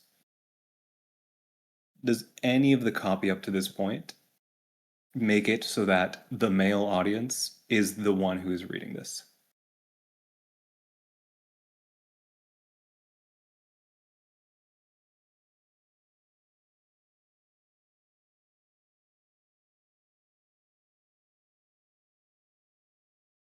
No, exactly.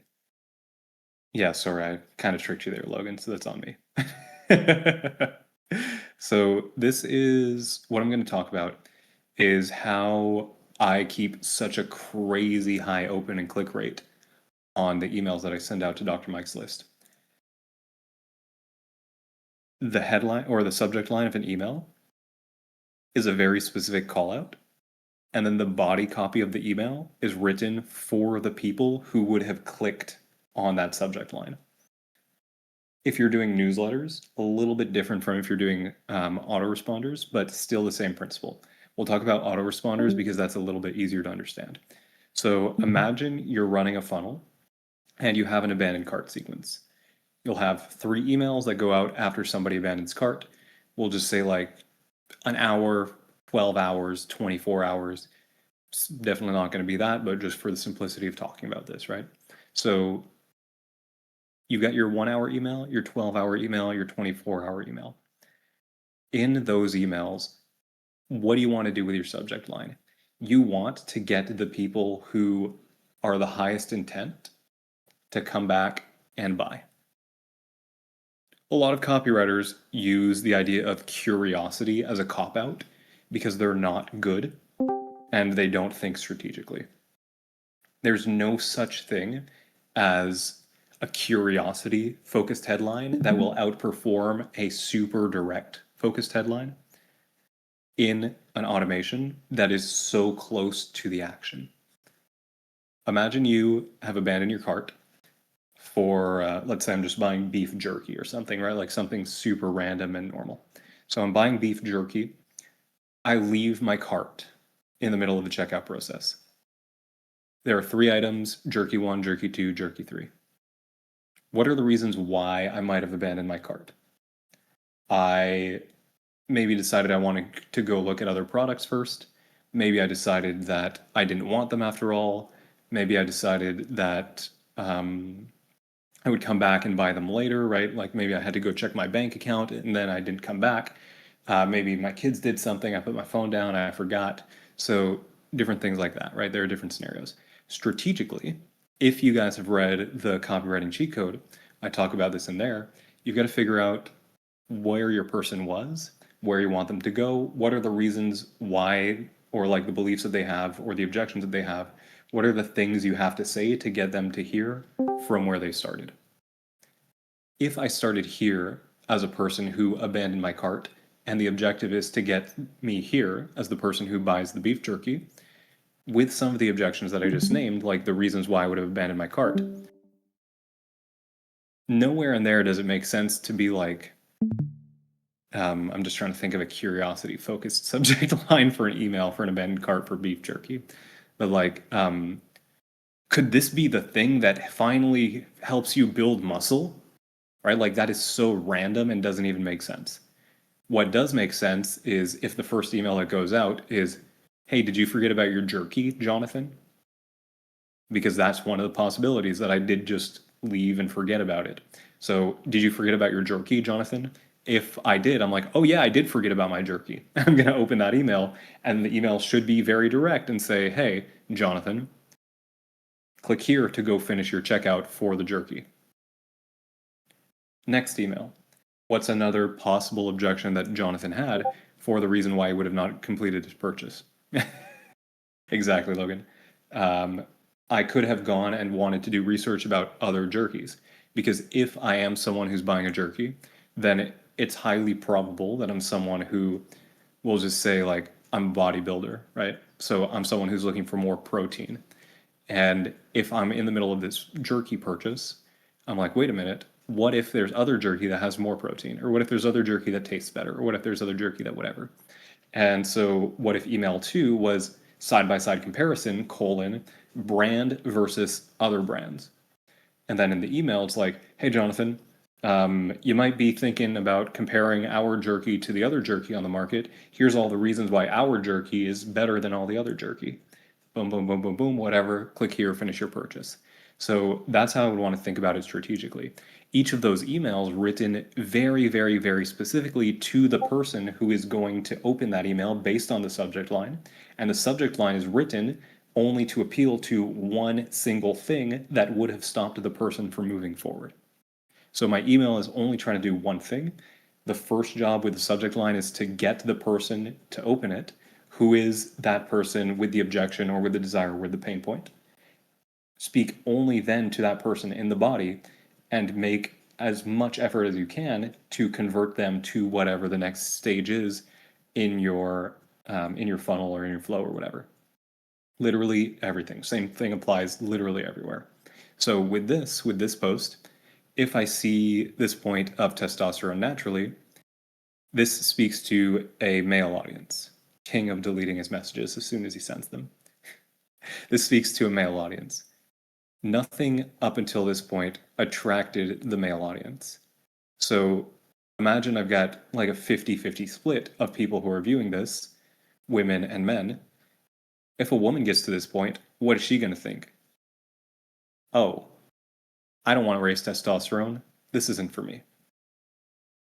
So then a female audience could potentially just disqualify all of this and not convert. And then you also did not attract, like if you spoke directly to the male audience, let's say there are 100 men who've seen this or who saw this, 20% of them are attracted to this because it's kind of vague and it's just like lose weight, right? But if I said something very, very specific that targets a male problem, now maybe my 100 male audience, I attract 60 of them instead of 20. Yes, I'm losing on the 20 females, so let's say 40 people total, 20 males, 20 females, but reading through this, they get to the testosterone naturally. 5 or 15 of the females drop off. Within the post, we'll say like 5 males drop off. So you've got a total of 20 people. Now, if you attracted 60 males and you wrote this and it appeals to those 60 males, and then we'll say 80% of them stick, right? So whatever number that would be, but you get to the end, you have a lot more eyes on your CTA. It might not convert as well, right? Like who knows? But writing to just that one reader and keeping the messaging focused around just that one reader, that one desire, that one objection, that one action, whatever you're trying to write for, keeping it super focused should outperform something that's more general because of that reason. So what I would do is go back and rewrite this, Yassine, and then make it very, very clear from your hook that you're targeting a male audience and make sure that every line after that then supports the desire that men want, whatever you choose that desire to be. Does that make sense?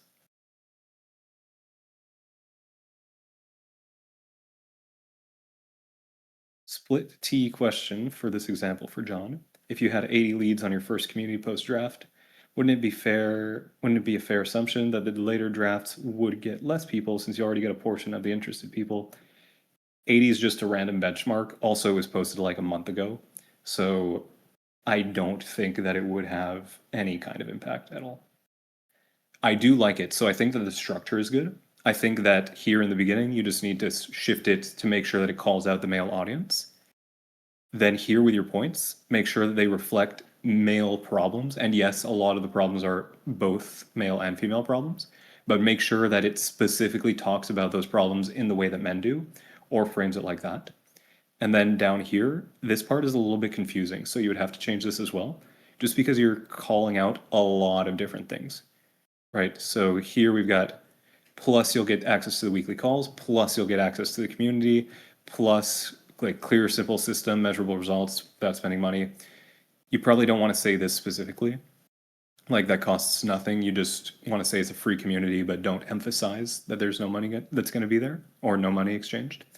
So here, once you get to the CTA, I would just say like you can get all of this inside of the community where we have free trainings, live weekly coaching sessions, and whatever, like however you want to say that. But just say all of these things in the bullets are contained in these features.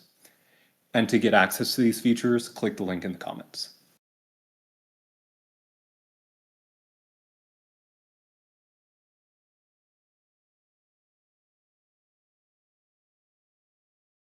Perfect. Take your time, sleep. Don't worry about it. Like you don't need to rush this out. I just because I've been working on the Coke book, I haven't had a ton of time to go through all the submissions and stuff. Second tab where I put the research. You have to see this or anglaise.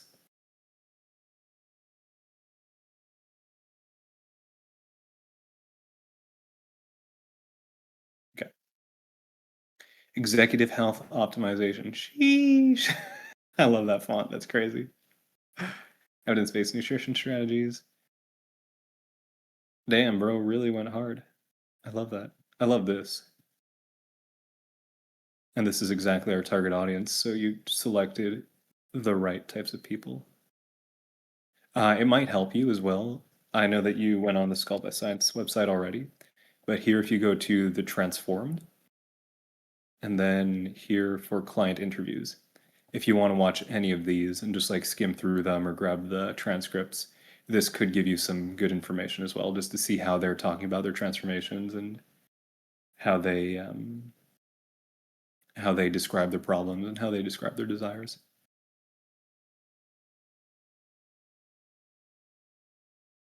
Well, thank you. I appreciate it. So maybe I will look into this later. Damn, there's a lot there. Nice. Mine is not the YouTube community post. That's chill. Yeah, yeah, no, it's fine. No problem. Thank you very much, Yassine. I appreciate you. Is that Rip Dude at the front? Dr. Diamonds. Which one? This guy, Harry? Or did you mean on the homepage? Yeah, on the homepage, that was Dr. Michael Diamonds, the man himself. I've got some photos and videos of him when he was competing. Like, he's actually doing another show in October in Singapore. But I think that his two previous shows were in Malaysia. I've got footage of him when he was on stage, and he is massive. How have you researched so much and don't know who he is? He's no, he's not. He's not an Olympic guy. He his history is that his father is a Namibian diplomat. His mother is a Cuban nurse, and he was born in Havana, I think. Lived in Namibia, did his first degree in South Africa, I think, and then he went to Russia for school as well. And I think that he stayed in Russia until the war with Ukraine started, at which point him and his wife Anna they left. And I don't know exactly where they went, like how they traveled after that. I think they went back to South Africa for a little bit. I don't know if they spent any time in Dubai, but they've been to Dubai a lot. And then they ended up in Malaysia, where he lives now.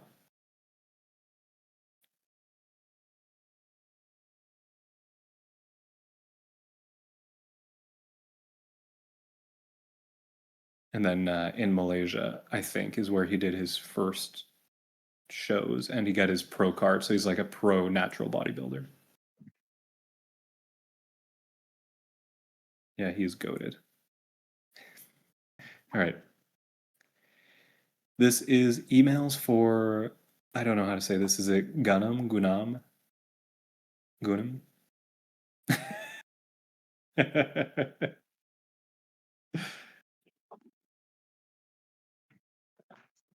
All right. I guess no answer. There are two emails. Please spare some time and review both. The context, these are two emails for a beauty brand in India. They don't spend a lot on traditional marketing. The reader is a 28-year-old Indian female who can spend anywhere between 1,000 and 1,500, I believe this is Indian rupees, for products that match international quality. She's picky, conscious about the environment, ingredients, efficacy of the products, and honest marketing. May or may not care about the homegrown label, but does enjoy it if the product lives up to the expectation. The purpose of these emails is to create a genuine interest in the customers, feel like an honest brand working to deliver the best and create long term. Okay, so is this for newsletter sends? Oh no, I couldn't hear you if you were speaking. Sorry, Sonia. I see that you're not muted, but there's no sound coming through. If we can't figure it out, you'll just have to type. So sorry.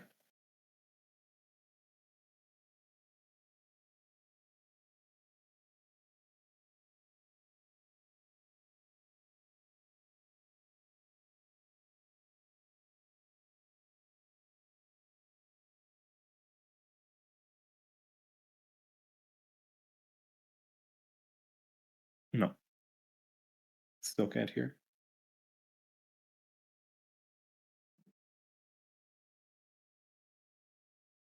I know, sorry. So before you say whatever you're trying to say, could you just tell me if this is a newsletter or if it's part of a sequence?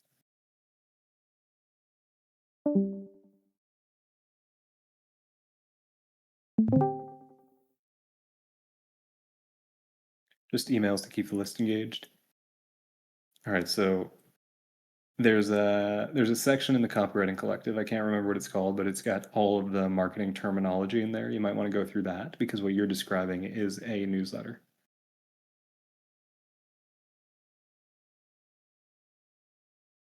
I'll come back to yes, Ian, I'll come back to that question. Ask me again, like just copy and paste it and ask it again after we finish this.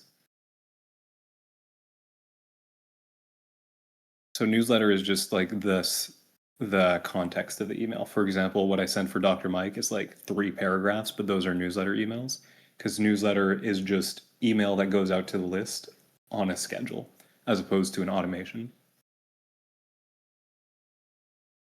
So these then are going to be newsletter emails. Now he's thinking about me. I love that. If the thing about newsletters as well is that you can be more experimental. Like I was talking about automations earlier, where you should be very direct, very specific, try to get people to the goals. Here you can be a little bit more experimental. You can be more story driven. You have a lot more flexibility in the in the style that you write, and it's also very brand dependent when you're doing newsletters. So this definitely does not follow the rules that I was just talking about, but that's okay because it's a newsletter email and it's not part of an automation. Now he's thinking about me. If your brain immediately went every night, oh, is it that sweet? I guess so. Then you might just be the one. Are these song lyrics or I feel like I might be missing a reference.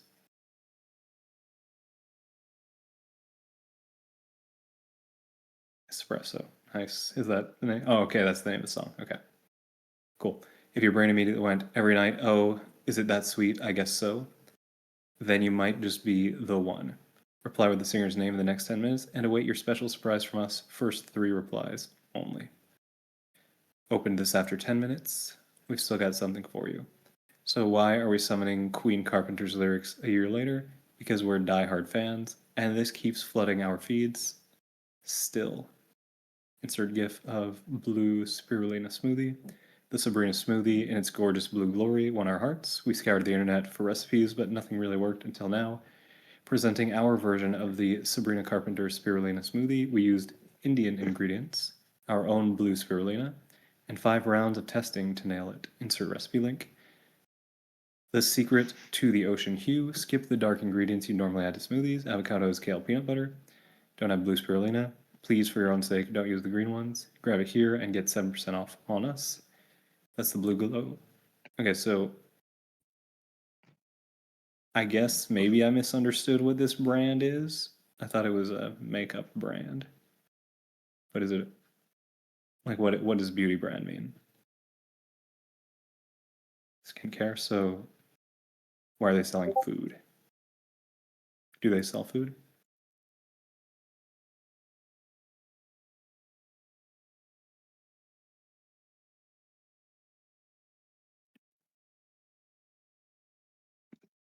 Goated.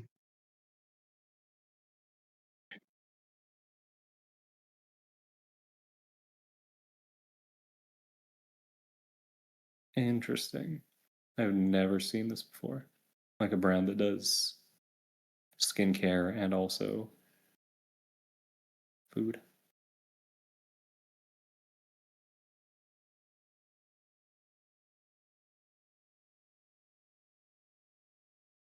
Okay, cool.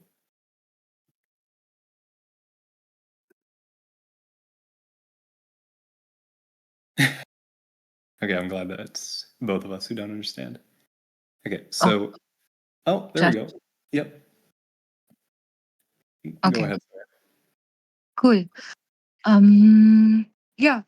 So I think I wrote all of it already. But they have a product called Blue Spirulina, and Sabrina Carpenter did a promotional smoothie with Erewhon, which was very pigmented blue.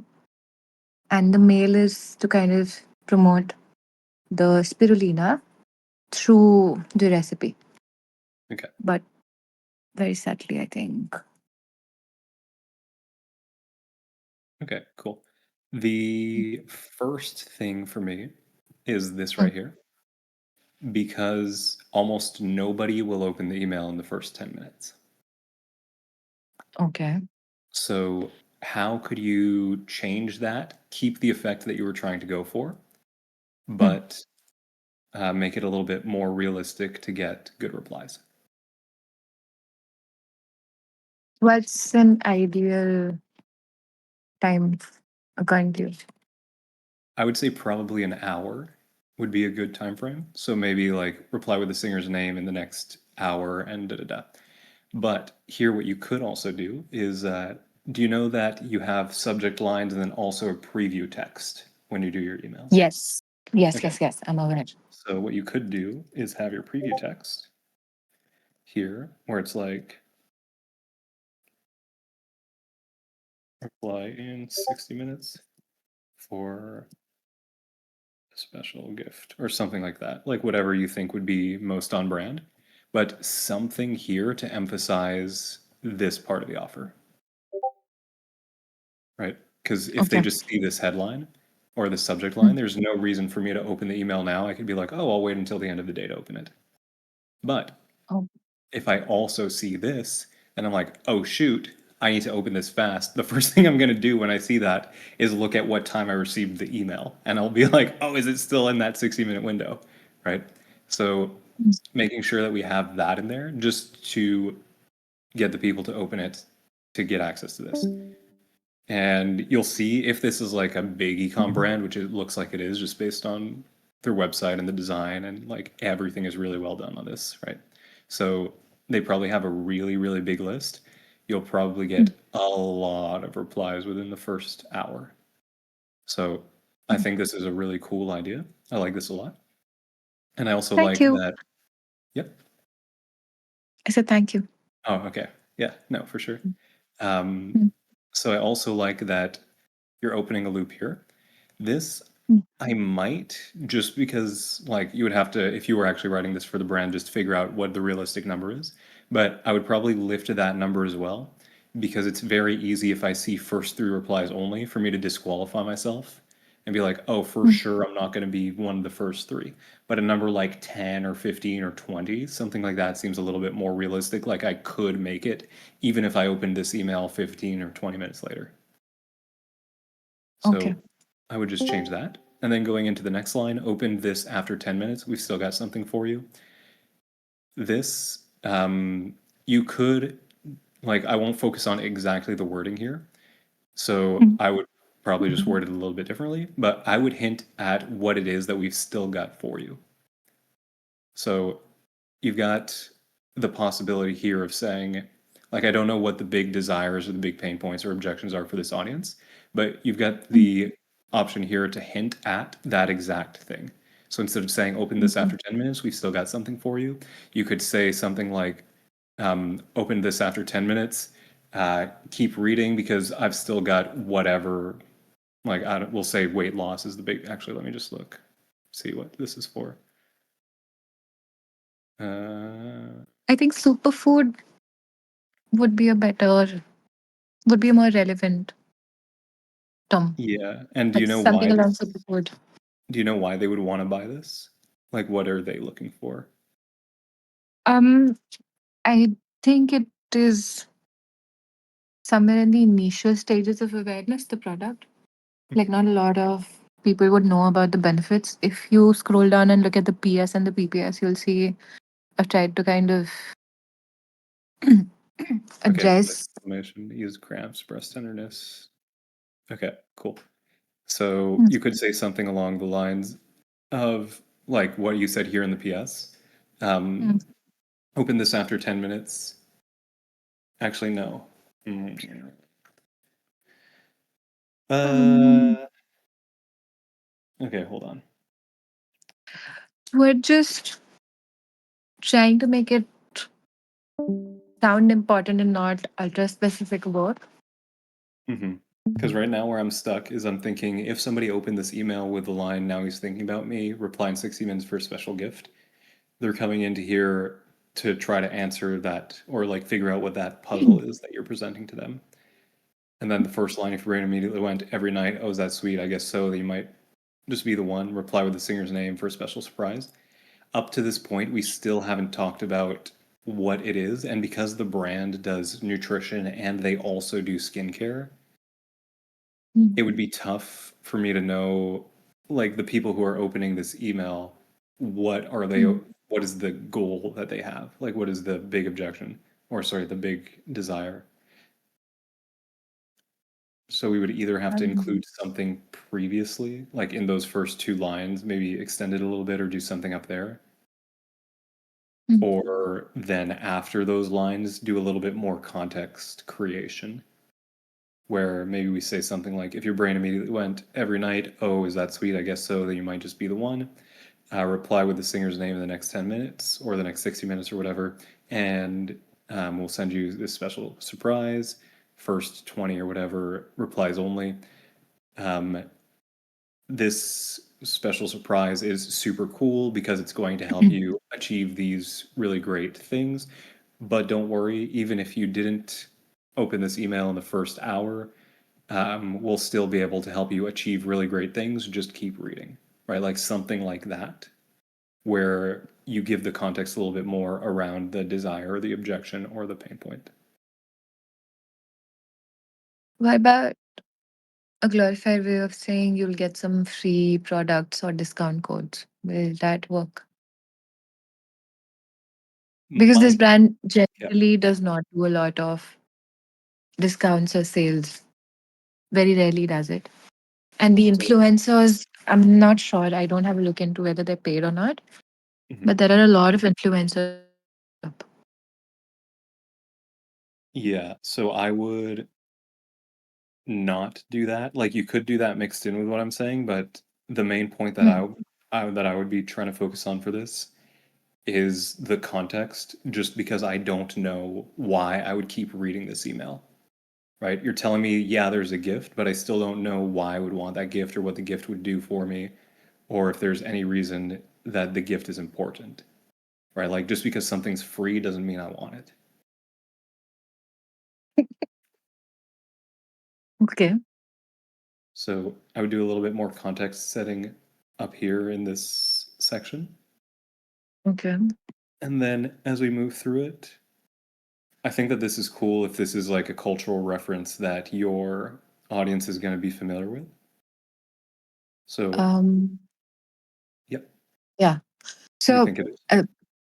uh, I think it is, and I think the reason I got here also was because they do have a recipe that does the blue spirulina smoothie. And I don't know about y'all, but Air One smoothies, especially the promotional ones, are very popular amongst girls at least. Like the whole aspirational aspect of it, you kind of associate yourself as the it girl if you're Right.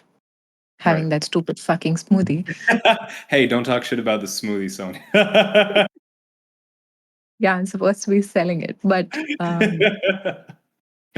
um, yeah, so that's what it's about. I do think it'd be relevant, especially considering the age group and also um, my own understanding of the beauty and the self care industry in India is that we are rooting a lot more Indian brands doing a lot of innovation and Mhm. also contextualizing a lot of the products that we aspire to kind of get. Say, there's a big actress here, Katrina Kaif. She has a beauty line wherein her lipsticks are now being compared to Max, Okay. and people are buying it.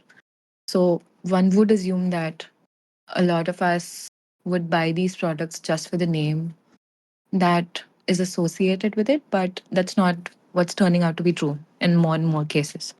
Okay. So I think that was the rationale that I was using. Okay.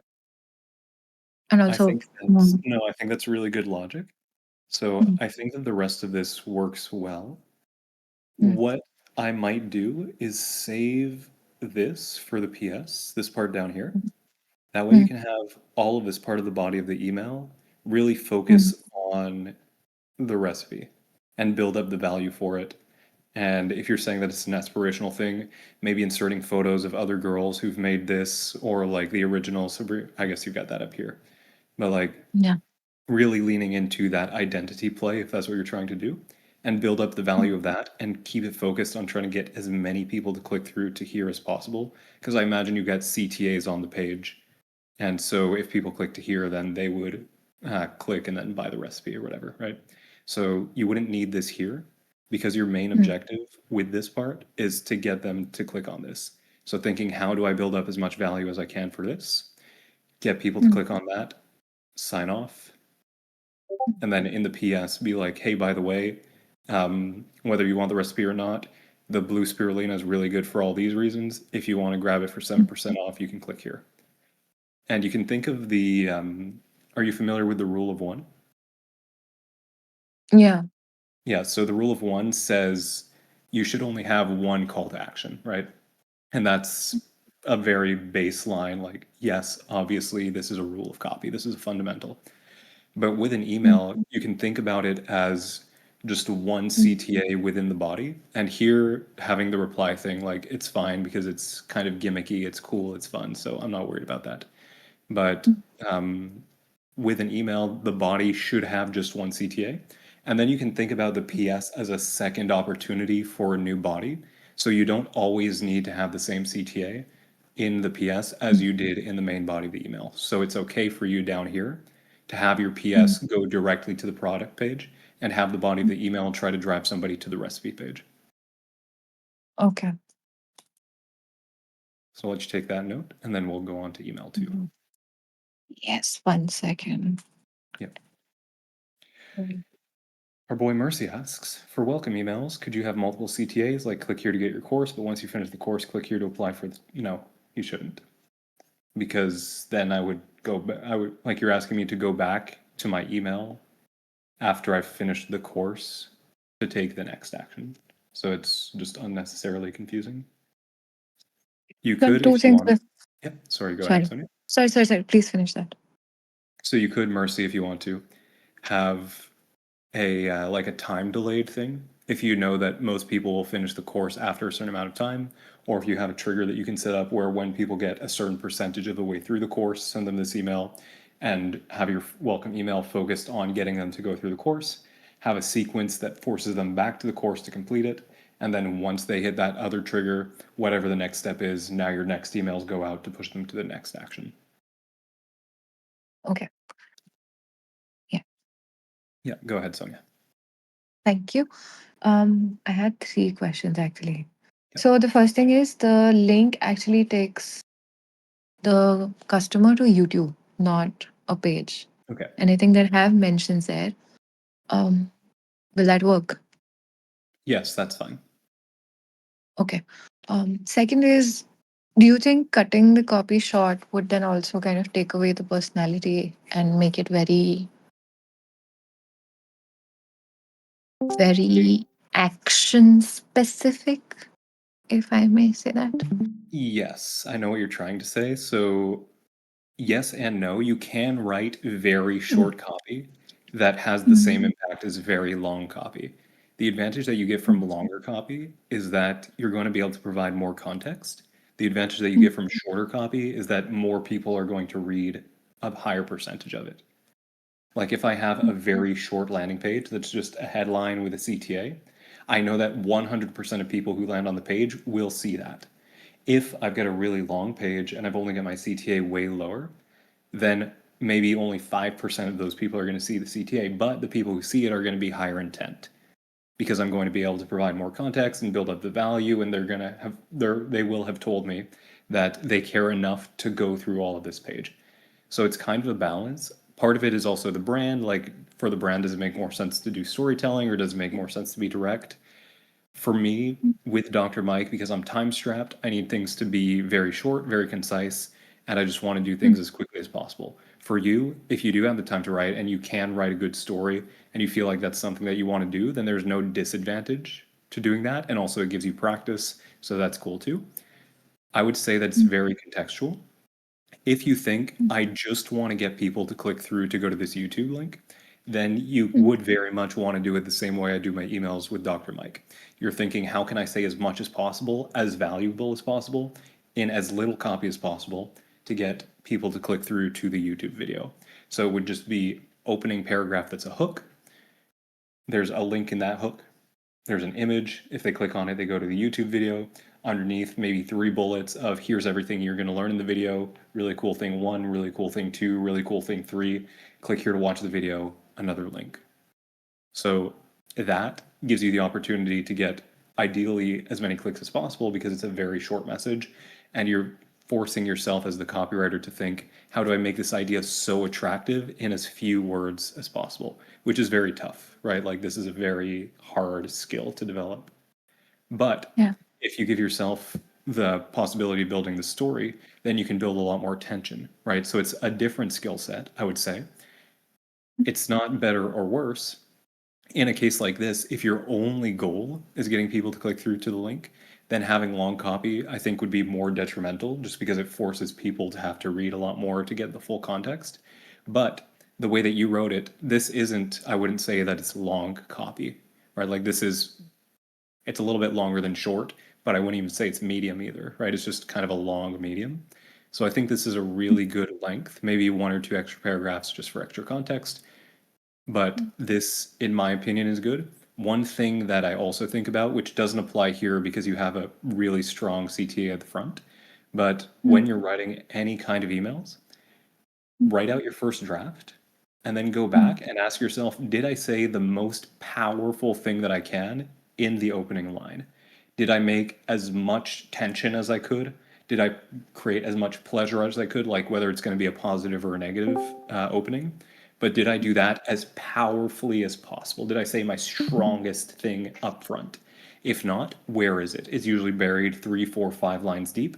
And a lot of times you can just get rid of that entire section, start with that most powerful line, and you've lost nothing. So again, that doesn't apply to this email because you do open strong with a CTA.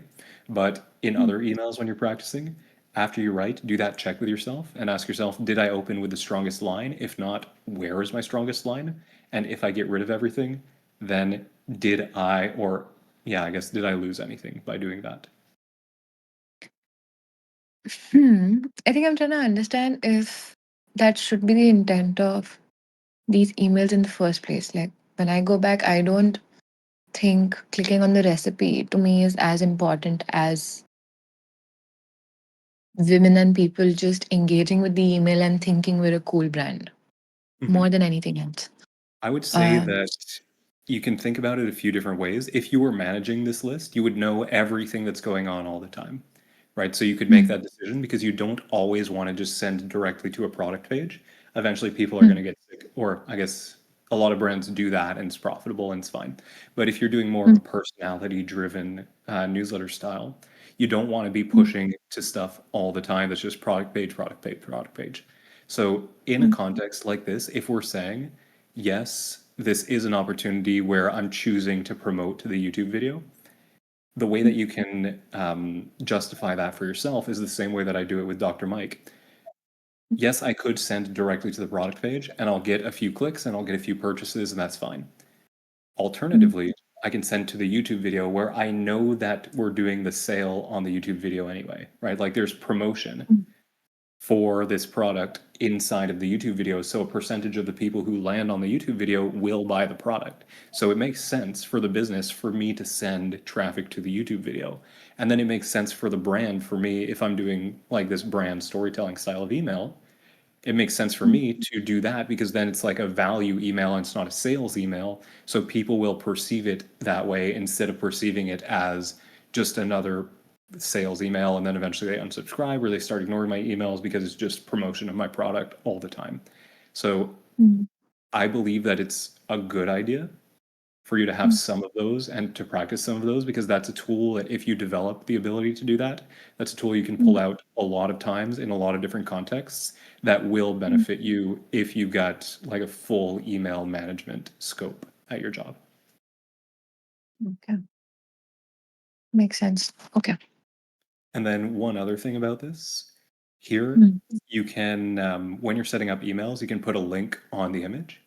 And a lot of mm, people will just tap on an image, right? Like I learned this, I did a lot of tests for this in probably like 2020 or 2021. I was doing a lot of email stuff. mm, And we noticed with the list that I was testing it with, mm, most of our clicks on the emails came from people touching the images. mm, So we started putting like more images in and hyperlinking all of our images because we knew that people would tap on them, and we would put like little CTA text on the images as well because we knew that we would get most of our clicks from there as Mm. opposed to the hyperlinks. So on this little blue spirulina smoothie GIF, you can put a hyperlink on there. That way, when people are scrolling in their email and they stop and they look at it, they see that and then they can tap that. And also on top of that GIF, you can put text that says something like tap here to see the recipe or whatever you want to say. So you can Mm. increase your click-through rate by doing a little thing like that. And in general, these practices are like these kind of engagements, say, of these customers responding back to the email and clicking on the link, beneficial as per the metrics that we were discussing last time? Yeah, exactly. It's going to really help your email health as well. Okay, cool. Did you have any other Great. questions about this one? No, this was it. Thank you. Yeah, perfect. For sure. All right. So for this one, Yeah. subject line, do we really need $1 million though? Dear Pranati, do brands actually need a $1 million marketing budget to succeed? Recently, the beautiful Nipun Kaur mentioned us in her skincare products that should be viral video, and this is how it found us. GIF of a tea. Nice. It also got us thinking about her opening line, skincare products that should be viral but aren't because they don't have $1 million for marketing. Is it absolutely necessary to spend $1 million on marketing? For us, gratefully, the answer is no. Honestly, I'd prioritize R&D over celebrity featured ads any day. Your trust and our formulations brought us 2 beauty awards for our exfoliating toner and 130K plus revenue in just 2 years. As a special thank you, we're launching Your Organum, collaboration with real customers. No actors, no content creators, no influencers. Just our customers amplifying our voice. Your honest feedback builds better products for everyone and fuels the word of mouth. That got us here. We're committed to delivering the best, and we want you in on it. Here's how it works. Purchase the exfoliant using this link. We can't send PR packages because we need genuine customer reviews, but use code BARRETT for 15%. Use it for 30 days minimum. Record an honest video testimonial. We're building a brand led by you, the customer. All right. So let me ask you, this is going to be harsh, and I'm saying it this way so that it sticks and you remember it. And I'm sorry if it hurts your feelings. But why do I care about any of this? Hmm. Again, I think the intent was to kind of just have a conversation and spark thoughts that people don't necessarily think about. I thought this was a new way to engage with them and not necessarily about a product, but just a conversation that a founder would want to maybe have with their customers. I don't disagree with that logic. I just don't know if it's the right move for an email. Because if I go line by line and I ask myself, is the question of like, why do I care, or would I stop reading this email at any point? Do brands actually need a $1 million marketing budget to succeed? For us, this could be an interesting thing, but for a girl who's interested in skincare, does she actually, like, is this a question that she would ever ask? Is this something that she cares about? Is this, like, does she want to know this trivia at all? I would say probably not. This, though, here, Mm. how do you pronounce her name? Nipun Kaur. Nipun Kaur. So, Kaur. uh, Kaur. It's okay. Okay. I love that you're like, no, never mind. No, it's just sweet But that you're trying. I recently, respect that. recently she mentioned us in her skincare products that should be viral video. So this is this an influencer who the list would be familiar with? Mm, I'm not sure, honestly. She's not very mainstream, but she is also known for her critical recommendations. Okay, so we'll operate under the assumption that this is somebody who could be known by a portion of your audience. Yeah. So going back to what we were talking about when we were doing the review of the YouTube community post earlier, Mm. what if we use the subject line to call out only people who would know her? That way, the people who open this email are the people who would recognize that name, and then we can build our narrative off the back of that. So if the subject line says something about her, I don't know exactly what her content would be or how we could frame it, but if the subject line is a call out for people who would recognize her name, then those people open it, and then you lead with, hey, did you notice that this woman mentioned us in her video? You're going to get the attention Mm. of the people right away who now they would have, like, this statement would have a lot of value for them because they're like, oh my God, one of my favorite influencers recommends this brand. That's crazy. I didn't know that. And then you can build off of that and say, like, what she said was whatever. Like, it would be a much more direct product focused kind of thing than what you have now. But Mm. it could be like, yeah, she said that this product that we have is actually her favorite thing because of thing one, thing two, thing three. We thought it was really awesome. You can keep like the gifts and all of the personality and stuff that you wrote. Like you can keep all of Mm. that here. I'm just giving you a general structure. So this product that we have is something that she loved. It's really great because, or she said it's really great because of this, of this, of this.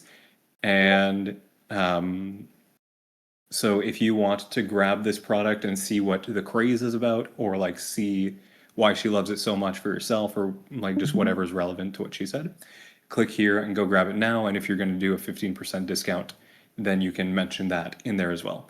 And then you can sign off. And in the PS, you can be like, and if you loved it as much as she did, then just go ahead and leave a review or like just ask for the testimonial in the PS. Does that make Okay, sense? it does. I had another idea. What if I frame it as, are you paying for the product or for the marketing? Like, are you buying product quality or are you buying their persuasion, influence, whatever? Brain's not working. But something along those lines, wherein I call the customer out. Are you looking at the screen share? Why is this relevant? Yeah. So it would be the same comment, like, me, Very the reader, nice. why do I care? But I mean, okay, so the dialogue in the beauty space in general, Mhm. there's this one parent company called Hosanna, which owns a lot of skincare brands. So for example, Mama Earth was used to be really big back in 2021. And I don't know if yeah, no, it's not just me. I have read a lot of comments of people just calling out how they're falling prey to marketing a lot more than the actual product quality. And this one brand in particular, Hosanna, is getting flagged for it. So, but my only source is Instagram comments and Reddit. Mhm. So I I don't would, know for sure. Hmm. yeah, so if you see that in your research, that's definitely something that you would test. One thing to be Okay. aware of is the bias with things like this, because you're Yeah. only going to hear from the people who have that problem. If the market is 1 million people and 100 Hmm. people think this way, you're going to see 100 comments, and that's going to be all of the comments. Because the other 9,000, whatever, I don't remember what number I said, but all of those other people are just going to be happy and they're not going to say anything. So it could potentially just be a really small portion of the market. If I were to make a gamble, I would say focus on something that is more desire driven, like whatever these people want. Lean into the desire of it. They trust this girl. Use that authority, use that credibility. Go as quickly as possible into your product. Just like hijack that credibility and use it to sell. For Hmm. sure, there are going to be people who are like, oh, I don't trust this. This might be a paid promotion, whatever, but that's probably going to be a very, very, very small portion of them. Hmm. Okay. How do you separate your own biases from the voice of the market? It's, for me, experience at this point. I would say just Hmm. because I've seen so many, or I've got so many data points of things that I thought would work really well, and then I tested them and they didn't work, and I had to ask myself, why did that not work? And then you just Hmm. kind of come to these conclusions where if I were to do something like you're saying, and I'm like, oh, it would Hmm. be really cool if I addressed the skepticism around influencer promotions and da da da, right? Hmm. And then I did that and it flopped. And I'm like, why did that not work? Well, maybe it's because this actually isn't a real problem, right? So Mm, if you were actually writing this for the brand and you had access to all the data, then you could do mm, that yourself. It wouldn't be a bad mm, idea to test for sure, because an experience that I have with one brand might not be the same experience that you have with another brand. So for sure, test it. But just to cast as wide of a net as possible, my gut is telling me don't go with that, because it's going to be a much more niche audience than the people who resonate with this woman's name potentially. mm, If they see that in the subject line, they're like, oh yeah, I know that girl. And what is she saying about this brand that I like? mm. Does that make sense? Yes. It does. She has 389K followers on YouTube Okay. and Instagram. Let me check.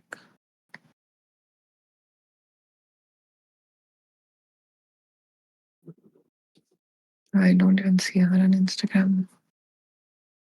Maybe she's just a YouTube girly. Yeah, she's very pretty though. Let's see. Is she based in India? Yep, I guess so. Not sure.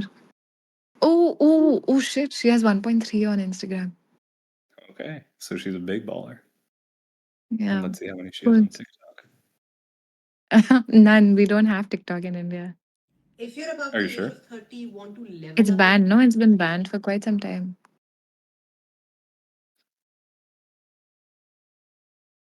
Says Yeah, I think at Dubai. last. Yeah. Educated Dubai skincare. Oh, wow. This I didn't know. That photo is triggering trypophobia. All right, cool. Is Mm. there anything else that you want to talk about for this email, or are we good? No, this is it. Thank you for All busting my bubble. right. No I don't problem. like you. I respect, Sonia, that you keep coming back every week with stuff to critique. And like you mentioned earlier in chat, it's hard to do that for sure. And I think that you're the most consistent one. So I'm very happy to help. No, to be very honest, I think I'm consistent only because I don't want to disappoint you. Because I know how much you put in. And like I was talking to my sister the other day and I was like, I cannot not have copy. I don't want to disappoint him. So thank you. I appreciate it. Thank you very much, Sonia. Now, I can't remember if it Thank was you. Yassine or somebody else who dropped a comment. They were asking about a course or something.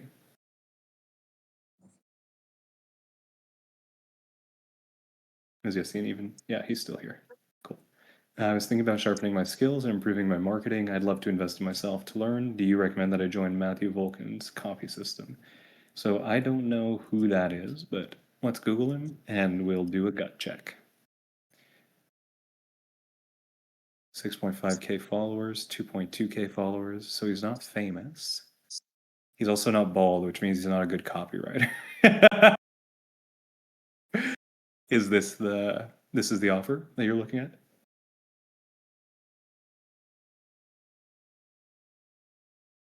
Yeah, you have to be bald to be good at copy. That's why I'm not good. He's been in a video with Sean. Okay, nice. The copy system. The system my mentees and I have used for half a decade to generate hundreds of millions in sales across every niche imaginable. 123 proven copy systems. Yusuf, I don't know if you know that you're not muted. In easy to consume 15-minute bite-sized formats, weekly live training calls, where you rip copy to shreds or share industry-leading strategies, in-depth training on AI copy workflows, long-form to short-form VSL, who's it for, copywriters and business owners, once in, once out. All right, so what are you hoping to get from this, Yassine?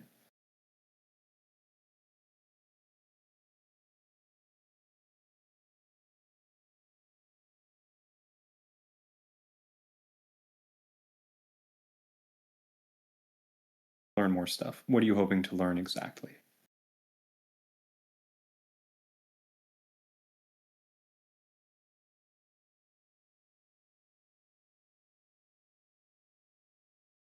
Oh, the wind pisser has a hot take.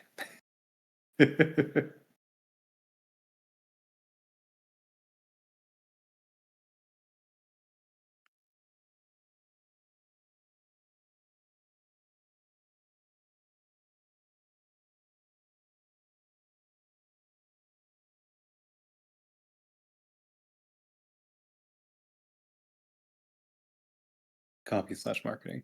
Okay, I was thinking more like specifically what is in copywriting that you feel like you're missing? Like what exactly are you hoping to learn from here? And then my follow-up question. So you don't actually need to answer this because I'm sure there's going to be like a big proper answer.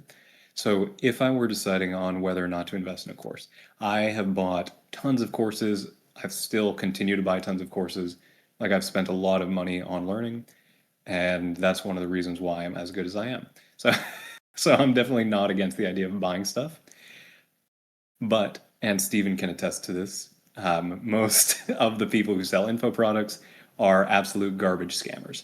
So, if everybody, or if most of the people are absolute garbage scammers, then we want to have some kind of filter mechanism. And that, oh, sorry. That filtering mechanism cannot be, does this guy seem trustworthy? Because all the guys at the top are going to hype themselves up and hype everybody else up, and like it's not real at all, right? So if we know like the only way to filter it, if we know exactly what we're trying to learn, and then we look at what the offer is that we're thinking about buying, does it say that it's going to teach the stuff that we're looking to learn? If the answer is yes, right, exactly. And Steven has worked on more shitty offers than anybody I know, so you can trust him. R.I.P. Steven.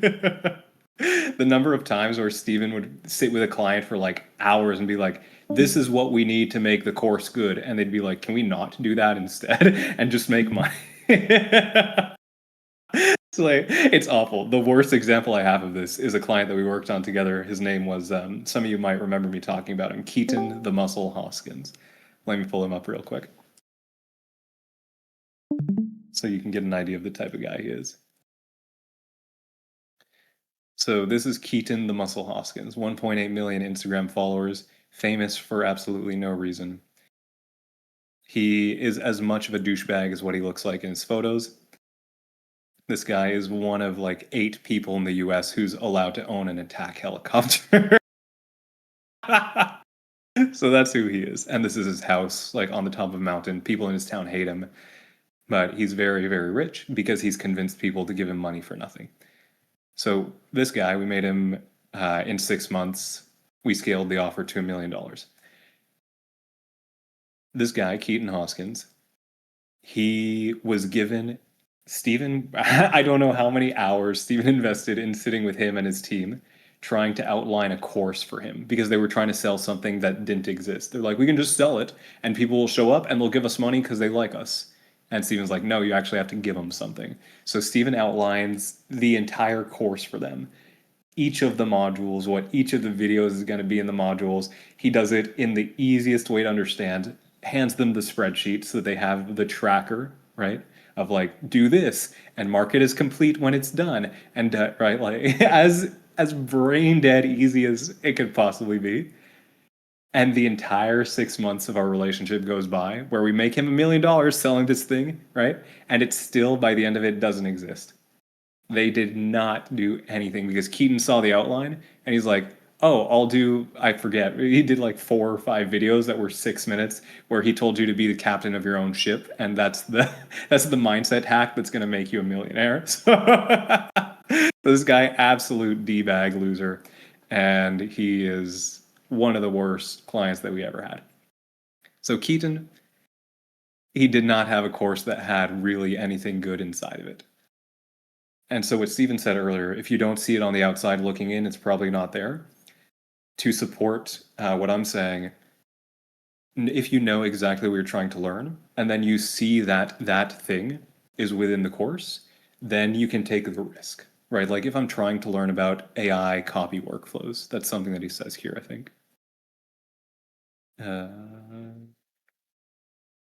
Yeah, so if I'm trying to learn about how to do better with AI for my copywriting, then it's worth the risk of me buying this thing.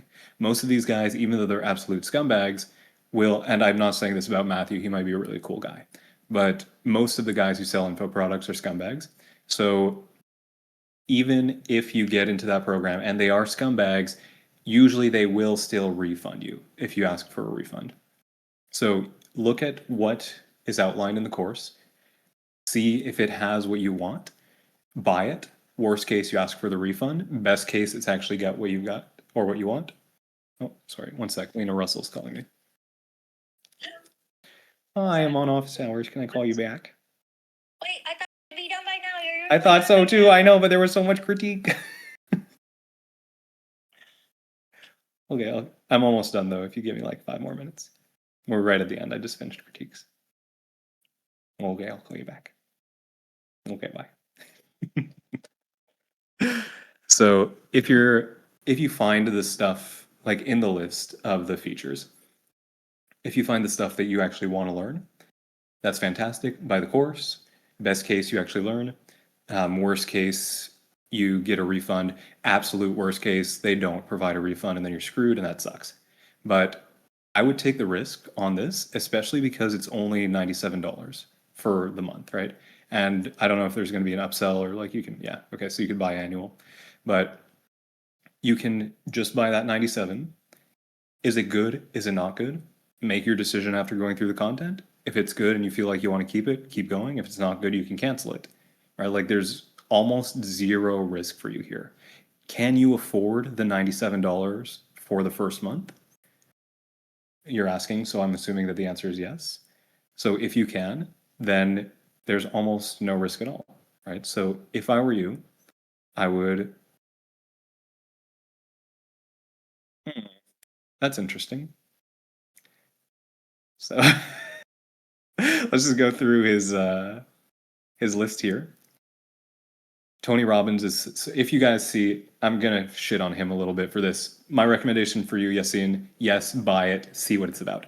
But I'm just gonna run through some of these. So Tony Robbins, if you see like a Tony Robbins, a Grant Cardone, whatever, those massive organizations, they're so big that it basically means nothing to write copy for them because they have so much brand credibility and they have such a big organization. They're hiring copywriters all the time, and basically no matter what you do is going to work. So if you see somebody with a big brand like that, it doesn't matter.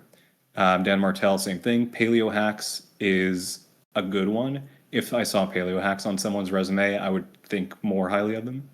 VShred, we know that that's a really big organization as well, kind of like Tony Robbins, a little bit more direct response though. Paleo Hacks, VShred gives a little bit of credibility to me. ClickFunnels, not really. Bad Marketing, I've literally never heard of this guy. Steven, I don't know if you have, but I'm wondering what he would have done with Bad Marketing because we were there from the time that it was Bad Marketing. I've never seen him. Nope, so this guy's lying to you guys then. So there you go. That's an L. Publishing.com is a company that got sued by the FTC because they were not compliant. Onyx Singal with Learn is another one that got sued by the FTC because they were not compliant. Mind Valley is kind of on the same level as Tony Robbins. Dan Lok is a super shitty guy, so I would not ever want to be associated with him. Peng Joon is in the Russell Brunson ClickFunnels universe, so no credit there. Dan Henry, same thing. Scott Oldford, I like him. I've never met him personally, but like I like his brand and stuff. Chris Voss is he's the I forget what the meme is. You know, where he just like repeats back to you what you say. I forget what that's called. But Chris Voss is a cool guy. Seventh Level, that's Jeremy Miner's company. Again, one of those big organizations on the level of Tony Robbins. Paul Hilsey is a YouTube automation guy. I actually worked with him too. Rich Dad, Poor Dad. Robert Kiyosaki is racist and a horrible person. Bad Marketing, again, that is a lie. Jason Capital he runs a pretty big organization, but it's very direct response focused. He's probably connected to Jason through Paleo Hacks or the other way around because Jason's friends with the copy chief there. Dorian Yates is a bodybuilder, so not really sure how much credibility that gives. Max Torno is he used to do PUA stuff. Now he does build a business kind of stuff. I think he took a turn in the wrong direction. I don't like him very much anymore. Investor Mel and Dave, they used to be our clients, and I wouldn't say that gives him a lot of credibility.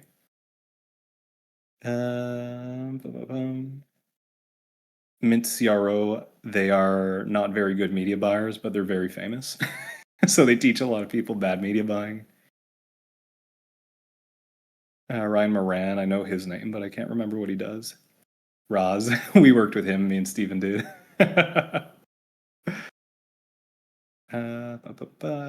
And so those are the ones I know. So he's worked with people who've been decimated by the FTC. He's worked with a lot of really shitty liars, and he's lying about working with bad marketing. So you guys can take that to mean whatever you want. But I will make no judgment because I don't know him.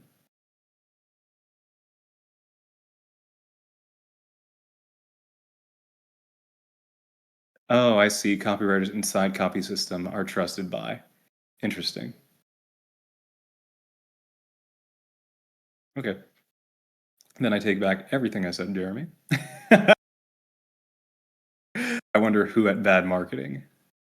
You know what? If Zach, one of our boys, if Zach was there, he would be Bad Marketing and Jason Capital. And then like a lot of these brands would just be our clients at Bad, if I'm interpreting it that way. So I guess he's riding my credibility. Easy. That's one way to do it for sure. And I guess at the end of the day, we're all riding Eddie Malouf's credibility. All right, I'm gonna go because I told Lena I'd call her back in 5 minutes. So, are we all good, my friends? All right, perfect. I love you all. You're all amazing. What do you suggest for me?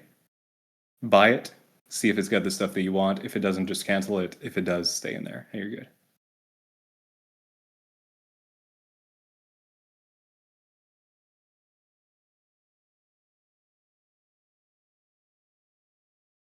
All right, cool.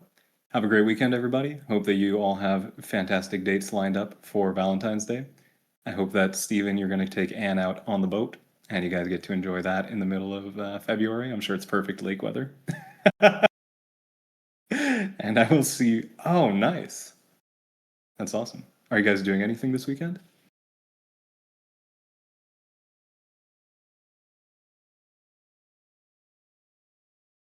Nice. Awesome. Well, I hope you enjoy your time in the woods. Have a great weekend, guys. Happy Valentine's Day. I will see you all next week.